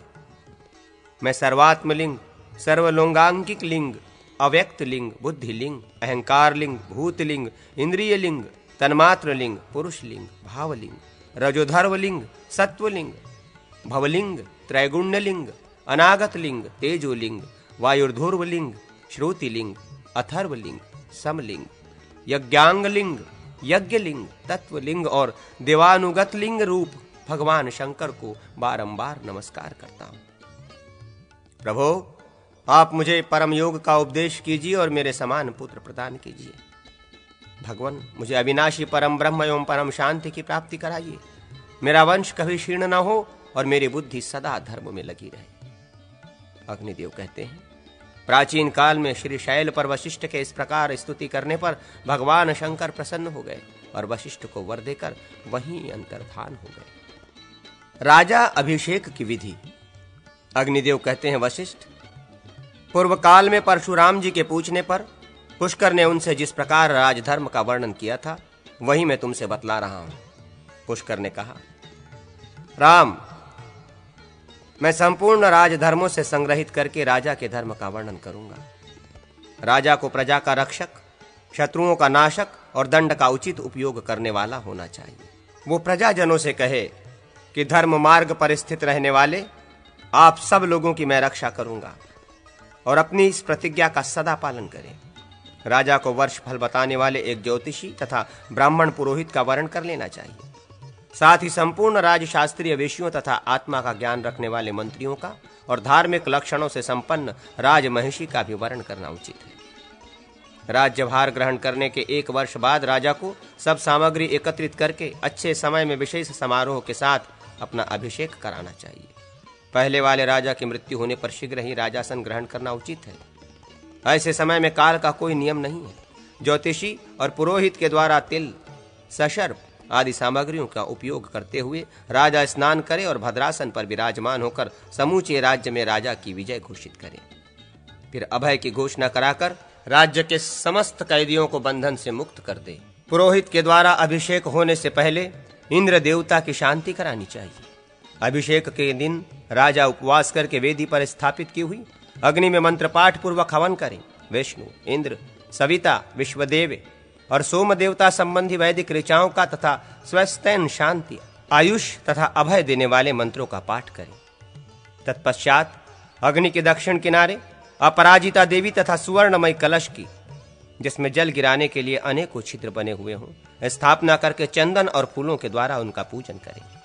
यदि अग्नि की शिखा दक्षिणावर्त हो, तपाए हुए सोने के समान उसकी उत्तम कांति हो, रथ और मेघ के समान उसके ध्वनि निकलती हो, धुआं बिल्कुल नहीं दिखाई देता हो, अग्निदेव अनुकूल होकर हविष्य ग्रहण करते हो, होमाग्नि से उत्तम गंध फैल रही हो, अग्नि से स्वस्तिक तक के आकार की लपटें निकलती हो, उसकी शिखा स्वच्छ हो और ऊंचे तक उठती हो तथा उसके भीतर से चिंगारियां नहीं छूटती हो, तो ऐसी अग्नि ज्वाला श्रेष्ठ एवं हितकर मानी गई है। राजा और आग के मध्य से बिल्ली, मृग तथा पक्षी नहीं जाने चाहिए।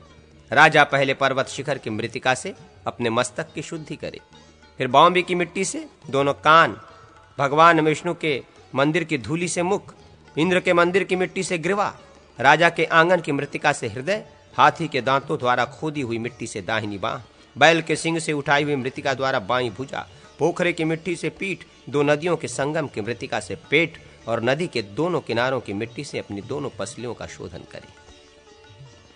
वैश्या के दरवाजे की मिट्टी से राजा के कटी भाग की शुद्धि हो जाती है। यज्ञशाला की मृतिका से वह दोनों ऊरों, गौशाला की मिट्टी से दोनों घुटनों, घुड़सार की मिट्टी से दोनों जांघ तथा रथ के पहिए की मृतिका से दोनों चरणों की शुद्धि करें। इसके बाद पंचगव्य के द्वारा राजा के मस्तक की शुद्धि करनी चाहिए। तदनंतर 4 अमात्य भद्रासन पर बैठे हुए राजा का कलशों द्वारा अभिषेक करें। ब्राह्मण जातीय सचिव एवं पूर्व दिशा की ओर धृतपूर्ण सुवर्ण कलश द्वारा अभिषेक आरंभ करें।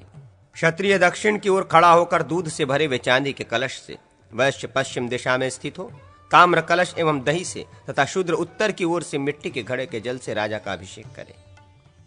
तदनंतर वहर्षों, ऋग्वेदी विद्वानों में श्रेष्ठ ब्राह्मण मधु से और छंदोग अर्थात सामवेदी विप्र कुश के जल से नरपति का अभिषेक करें।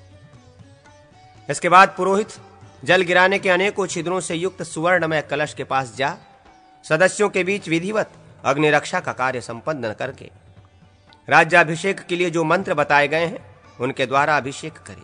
उस समय ब्राह्मणों को वेद मंत्रोच्चारण करते रहना चाहिए। तत्पश्चात पुरोहित वेदी के निकट जाए और सुवर्ण के बने हुए 100 छिद्रों वाले कलश से अभिषेक आरंभ करे। या औषधीय इत्यादि मंत्र से औषधियों द्वारा, अथेत्युत्तक्त्वा इत्यादि मंत्रों से गंधों द्वारा, पुष्पवती आदि मंत्र से फूलों द्वारा, ब्राह्मण इत्यादि मंत्रों से बीजों द्वारा, आशुह शिशान आदि मंत्रों से रत्नों द्वारा तथा ये देवा इत्यादि मंत्र से कुशयुक्त जलों द्वारा अभिषेक करें। यजुर्वेदी और अथर्ववेदी ब्राह्मण गंध द्वारा, दुराधर्षा इत्यादि मंत्र से गोरोचन द्वारा मस्तक तथा कंठ में तिलक करें। इसके बाद अनन्यान्न ब्राह्मण सब तीर्थों के जल से अभिषेक करें। उस समय कुछ लोग गीत और बाजे आदि के शब्दों के साथ चमर और व्यंजन धारण करें। राजा के सामने सर्वौषधि युक्त कलश लेकर खड़े हों। राजा पहले उस कलश को देखें, फिर दर्पण तथा धृत आदि मांगलिक वस्तुओं का दर्शन करें। इसके बाद विष्णु, ब्रह्मा और इंद्र आदि देवताओं तथा ग्रहपतियों का पूजन करके राजा व्याघ्र चर्म युक्त आसन पर बैठे। उस समय पुरोहित मधुपर्क आदि देकर राजा के मस्तक पर मुकुट बांधे।